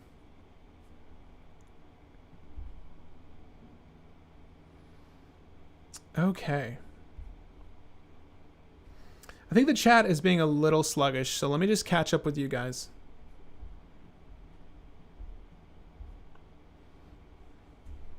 Okay.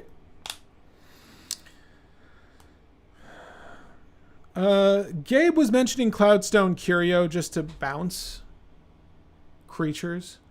And obviously, in a world where, if you did incorporate Priest of Titania and or you just had Savala, Heart of the Wilds, you can make mana, cast a thing, bounce another thing, get value.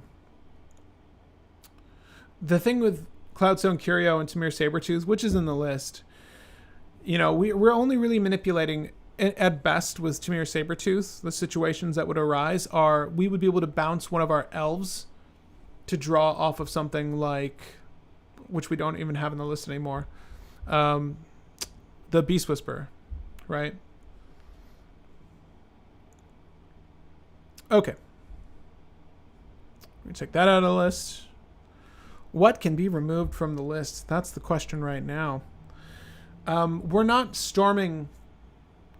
We're storming efficiently. We're getting there. Like, we're putting down Thrasta. But we're certainly not going much further than that. So we need more heavy-handed draw. And we've got all the draw we can really slam in here, sadly. Helm of the Host? Helm of the Host. Sure, why the hell not at this point? Garruk Primal Hunter is another one we can add for the draw effect, yes. Did you add Commune with the God? No, I did not. We haven't added any new cards since testing. But we didn't have a creature in hand, did we? I don't think so. Well, that's less relevant. Cloudstone works with anything. So, like, if you want to bounce a land, that's something you can do. You could use a land against a Dryad Arbor, right? And Dryad Arbor is actually very easy to get out with any of our fetch lands, so there's that. But that would be for a future turn. And you're not necessarily casting Dryad Arbor. Rough times. Love this channel. Here sitting quietly in the back learning how to become a cEDH god. Thank you, Devin. I mean, you're watching a dude struggle through a particular strategy. This play line is very difficult to work with. Now, obviously, we're playing Thrasta. Casting Thrasta is not the difficult bit, as we're finding out. Casting Thrasta is not the hard part of the strategy. It's really finding the solutions after the fact. Now, unfortunately, like getting Thrasta down on turn 2 is not the same thing as getting Savala down on turn 2, because the way that this sequence is, what green really wants is mana. It wants mana and draw, because a lot of the better effects in green are higher in CMC. So Savala, what someone was suggesting earlier, is she's still going to be the king, or queen rather, of cEDH. Probably, so far as mono green is concerned, probably between her and Yisun, because the way she plays out on curve is just better. Like just playing her on turn 1 with a Jeweled Lotus and then playing some stupid, 1 or 2 CMC high power drop, like your Phyrexian Dreadnought, what have you, ramping, drawing, playing, is arguably best for what green has allotted to it. Whereas playing for Thrasta, or Galta for that matter, you put a big dumb dinosaur down and it's fun. But hot damn, have we not seen Food Chain? Because once you even find Food Chain, right? You find Food Chain, you make the mana, then what do you do with it then? Well, you hope to God you've got like a Gen Hydra, and then you can use Gen Hydra to find a Savala, and then you use Thrasta with Food Chain to find your Walking Ballista, because you're drawing cards, provided 7 power is still the highest power, but also you just Genesis Hydra, so you need to Food Chain the Gen Hydra. Long story short, you're trying to get to this ultimate conclusion, which is this, right? And we don't have another outlet right now, but I'm not even sure that I'm concerned about another outside of Walking Ballista, because it's really just the consistency of getting to the Food Chain, and we have not gotten to Food Chain. I do think that Garruk is a good suggestion, though, so I'll just go ahead and add that now. Is LED in here? Fuck no. Fuck no. Are you seeing the hands that we have? The last thing I want to do is discard my hand. Then you really need Noxus Revival. Then you really need Eternal Witness.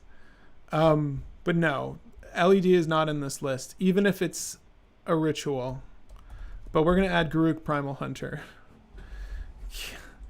I mean, you could add it, though. I'm not going to say that you can't add Lion's Eye Diamond. You may add Lion's Eye Diamond, or Diamond Lion. It's up to you. But I'm not going to personally do that. Sword of Fire and Ice, you attack with Thrasta. We have Tome of Legends for ETB / attack draw. But we could just add, Sword of Fire and Ice. Why not?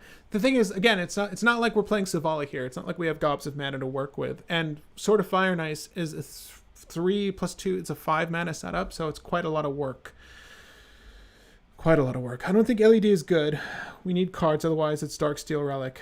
Yeah. Return to the Wild Speaker is in. Crew Fixes Insight. Commune with the Gods. Benefaction of Ronus. Benefaction of Ronus and Commune with the Gods are the same thing practically, if I'm not mistaken, gang. All look like it. Yeah, I'm gonna add Commune with the Gods. I think that we can add Commune with the Gods, and give me 1 second. Reveal. Let's just reveal top, because this is the only other way I can think of that we can dig. Right? So let's just look at what green has to offer in this regard. Someone suggested Abundant Harvest, but finding lands is not really... Land or non-lands? Ugh. The only... I would rather dig an X amount, right? So... commune with dinosaurs. Are there any low CMC ones that seem of value? You may reveal a dinosaur. There's your dino tribal. Court of Calling, maybe. Court of Calling was cut. Don't have enough creatures to really warrant it, oddly enough. Oddly enough. But you guys can see the issues here. You can see the immediate issues. It could be with the way we've constructed this thus far. There could be more overhauls that would really benefit it. I mean, this is currently at 100 cards. Hold up. Hold up. The gods.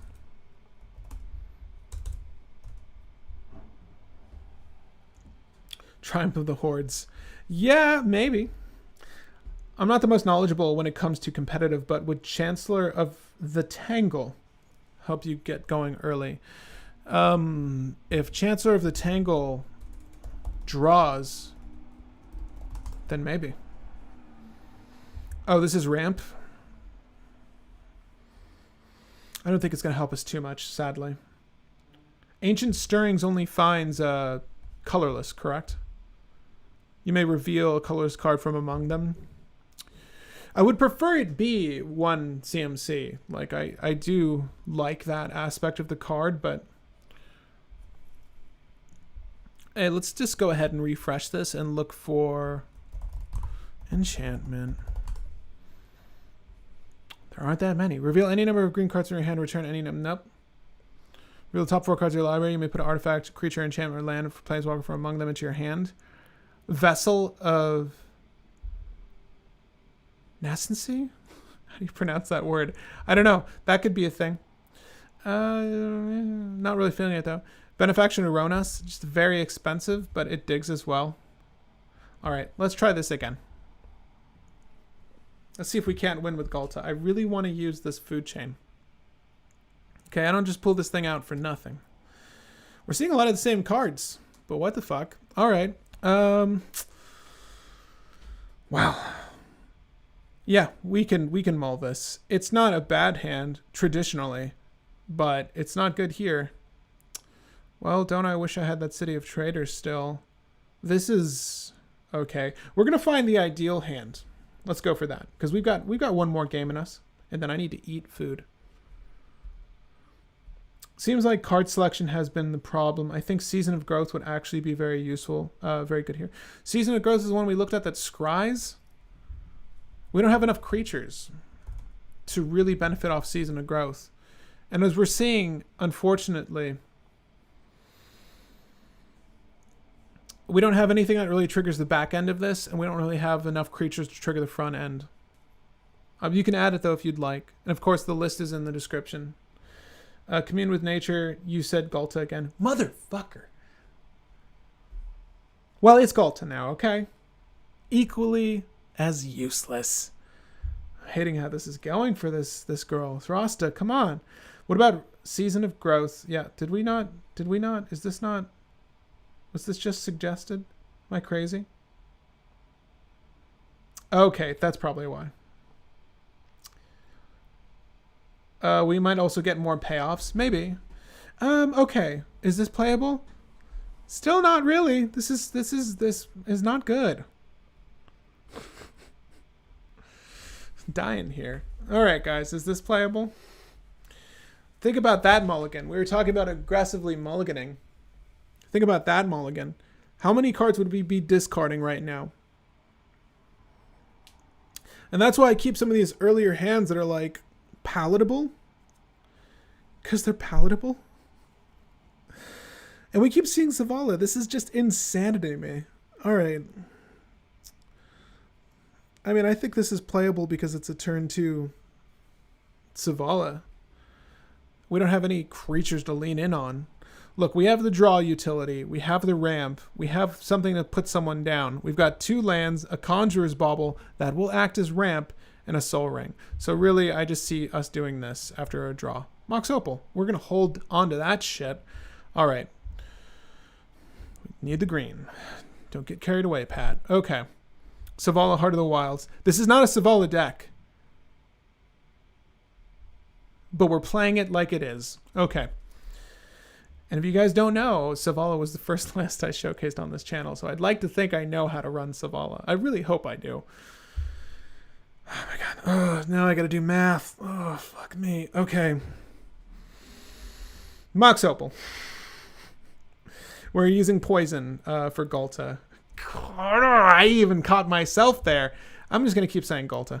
No, it's Thrasta. Okay. Thrasta. 3. I've never even played Ghalta. I never think about Ghalta. I've never even looked at Ghalta. Ghalta could be at the table. I ignore it. But for some reason, I'm thinking Ghalta when I'm playing this. Why? I don't know why. All right. Flip 2 generic. We're going to cast Conjurer's Bauble because, you know. 3 mana for Thrasta.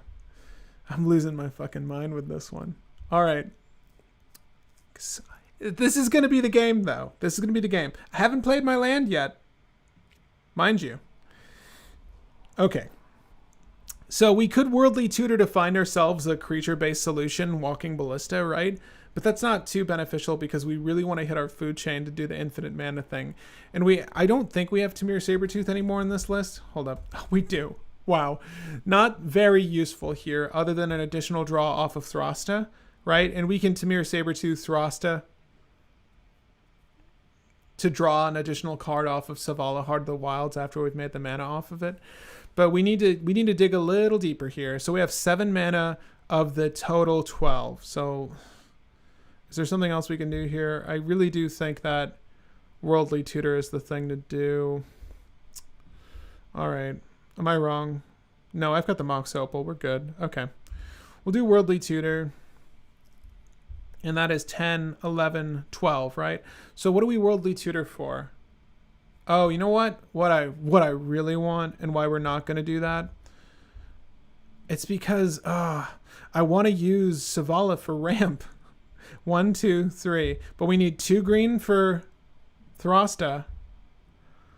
Oh my lord. We need the 2 green for Thrasta. And we want an additional green for Savala. I can't even use Savala right now the way I want to. This sucks. There's not a good way around this. I mean, my hope of hopes is that when we cast Thrasta, we top deck a green resource. That's really it. Oh my god. Okay. No, we can't even top deck it because we know we're pulling into whatever we Worldly Tutor unless we fail to find. This feels awful. This feels awful. All right. Could you Kenrith's transformation the Timna? Someone played 2 turns. I mean, I could Kenny's transformation. Look, if we did Kenny's transformation, because we have the 1 generic floating, that's what this is. This is Thrasta mana. I'm really hating this situation so much. Let's just Kenny the Timna. A Crom Timna, pick your flavor. We'll Kenny that. That's 3 more. We'll draw a card. Hopefully a green resource. Hopefully a green resource. That's a green resource. Okay. We'll put down, cast the Jeweled Lotus. We're already at threshold. It doesn't matter how much more of a reduction we get now, because we're going to crack this shit. Oh my god. Oh my god. Okay. I have 1 green floating that's commander mana, which could be relevant, but I really doubt it's going to be relevant. I'll track the green here. I don't know. No, I'm just trying to do this right for you guys, for science. Green. Jeweled Lotus mana. Thrasta. ETBs. Savala sees it. Is this the bigger... I really hope this is the biggest creature. I draw a card. Okay. The hell do we do with our life now? We're going to want to play Rishkar's Expertise. Now, is there a meaningful creature we can grab at this moment? Savala is the meaningful creature. We got rid of the Beast Whisperer. Really, it's just getting Gen Hydra and then digging deep, and or getting Walking Ballista for an outlet. Those are the 2 creatures I can think of that are in this list that are meaningful. Oh my god. Green. We're using it. 7 mana. Okay. 7 mana. Not any longer. Rishkar's Expertise. Now the thing is, we can put down the Ancient Tomb to pay for some of this to save some green mana. Unless we imagine we'll get something better land-wise. And the only thing better would be a Guy's Cradle better in this instance. I do think we'll use the Ancient Tomb here, right? So we'll put down the Ancient Tomb, 7 mana. This 7. We're going to use 2 here. This spell costs 4. More to do. Okay, we got 3 green mana floating. These numbers are probably distracting. We'll get rid of them. We know that we have Jeweled Lotus mana, though, okay? We know that we have Jeweled Lotus mana. There you go. That's the easiest way to remember it. Okay. Draw cards equal to its power. We can cast a thing 5 or... I think it's mana cost of 5 or less from your hand. Okay, without paying its mana cost. Cool. Whatever. Which is... let's just cross our fucking fingers I want to say that we can use Worldly Tutor with this on the stack and then put Walking Ballista on top. And then Lord knows, maybe we get Food Chain and we win the game right now. That would be really cool. I just don't think it's going to happen. But there. Okay. Rishkar's Expertise. Draw 7 cards.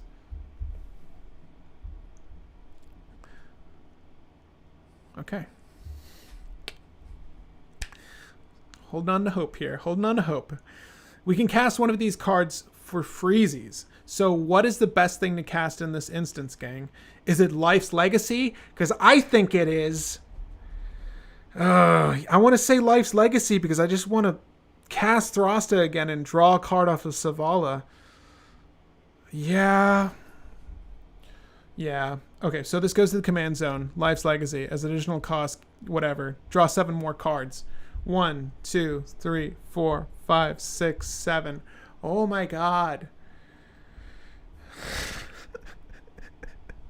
I'm losing all hope here. We're gonna use that Jeweled Lotus mana for one of the green, and then we're gonna use one of the green we have floating to cast Thrasta. We get to draw another card. Food Chain. Okay, not Food Chain. Yeah, this is difficult. This is a real mindfuck. I'm not sure we get there on this turn, sadly. We have 1 green mana floating, 1 mana in our pool. We have a Thrasta that has not attacked. We have a Benefactor's Drought, right? Which we can cast now, but I think we stop our roll right there, sadly. Because if we do Benefactor's Drought, well, you guys can see it. That's it. Unfortunately, Savala cost mana to tap, so... Let me just check in with you guys. How are you all doing? Are you in as much mental turmoil as I am? Did my comment inspire you to brew? Because I also wanted to try Thrasta. Flumpor. Yeah. Well, I mean, the fact that we got, 2 Food Chain commanders out of this list, like, I wanted to see what mono green Food Chain could look like. Because honestly, I didn't really give this too much thought. But yeah, I was interested, and hot damn. It ain't performing well. I can tell you that. Or at least my list isn't. And who knows? Maybe yours will be better. You should remove Beast Whisperer. It is removed. It's not in the list anymore. Are you checking the list? This deck is so draw hungry. Casting things doesn't really seem to be an issue. Casting things when you have fucking Savala out isn't an issue. But hot damn. Benefactor's Drought here. If we just had 1 more green mana, even with our Jeweled Lotus mana that I remembered, we did not have enough mana to make our dream come true, because this is green, that's it. If we drew into another free mana resource, like any sort of rock, like a Chrome Mox, any of that shit would have been great. Oh my god. Okay. Thank you for the luck. Frank, it is pretty bad so far. Thank you. When's Brew Wars happening again? This Sunday. Thank you for tuning in to ask that question. But Brew Wars is at the end of every month, the last Sunday of every month. That's when it should air, at least. And unless I say otherwise. What about Berserk? Are you running Sword of Feast and Famine? Sword of Feast and Famine would be kind of cool here, right? And there's no real infinite combo, I don't think, in mono green, but Sword of Feast and Famine would just be value. We haven't attacked with Thrasta yet, but we're calling it quits right here, by the way. Dig deeper with top. You want to... Fucking fine. Here, dig deeper with top. I'll show you deeper. With top. 1, 2, 3. That's what deeper looks like. And no mana deeper. No mana deeper with top. We can draw one of those things, though. I'm having fun watching that. Well, and so I'm glad one of us is having fun. I'm having fun too. Don't get me wrong. I enjoy spending time with you guys. I enjoy working through these lists. I love working on new decks, if not new strategies. Food Chain probably values having other colors more than this, though. I gotta tell you, like I said off the bat, if you weren't watching from the beginning, if this was Golgari, such a better place. Even if it was just Gruul. Such a better place, but this is difficult. Landward, I don't know what that is. Do you think the new Black Lotus creating guy is cEDH viable? Garth, you're in 5 colors. Yeah, it's probably viable to some extent. Like if you're playing 5 colors in cEDH, you've got every strategy at your disposal. So like if you can produce Black Lotus and you've got an easy way to get there, sure. I mean, like there's plenty of ways to go infinite with Garth. You don't even need to look at him like an outlet. But here's my thing: like Garth as opposed to what, Kenrith? Kenrith's easier. You just do shit with Kenrith. You don't need to wait to do shit. But Garth is fine. Garth is fine. Okay. When do you do these streams? So the streams happen every Tuesday. Every Friday is YouTube Shorts. I got to film it, but I've mapped out a pretty fun YouTube short, and then every Sunday is the episode. Weekly episode, excuse me. Oh, my bad. Make sure to tune in. Looks like a cool list so far. Thanks, I appreciate that. Elvish Spirit Guide is one we are missing. It doesn't lower Galta's cost. No, it doesn't. Berserk on your commander.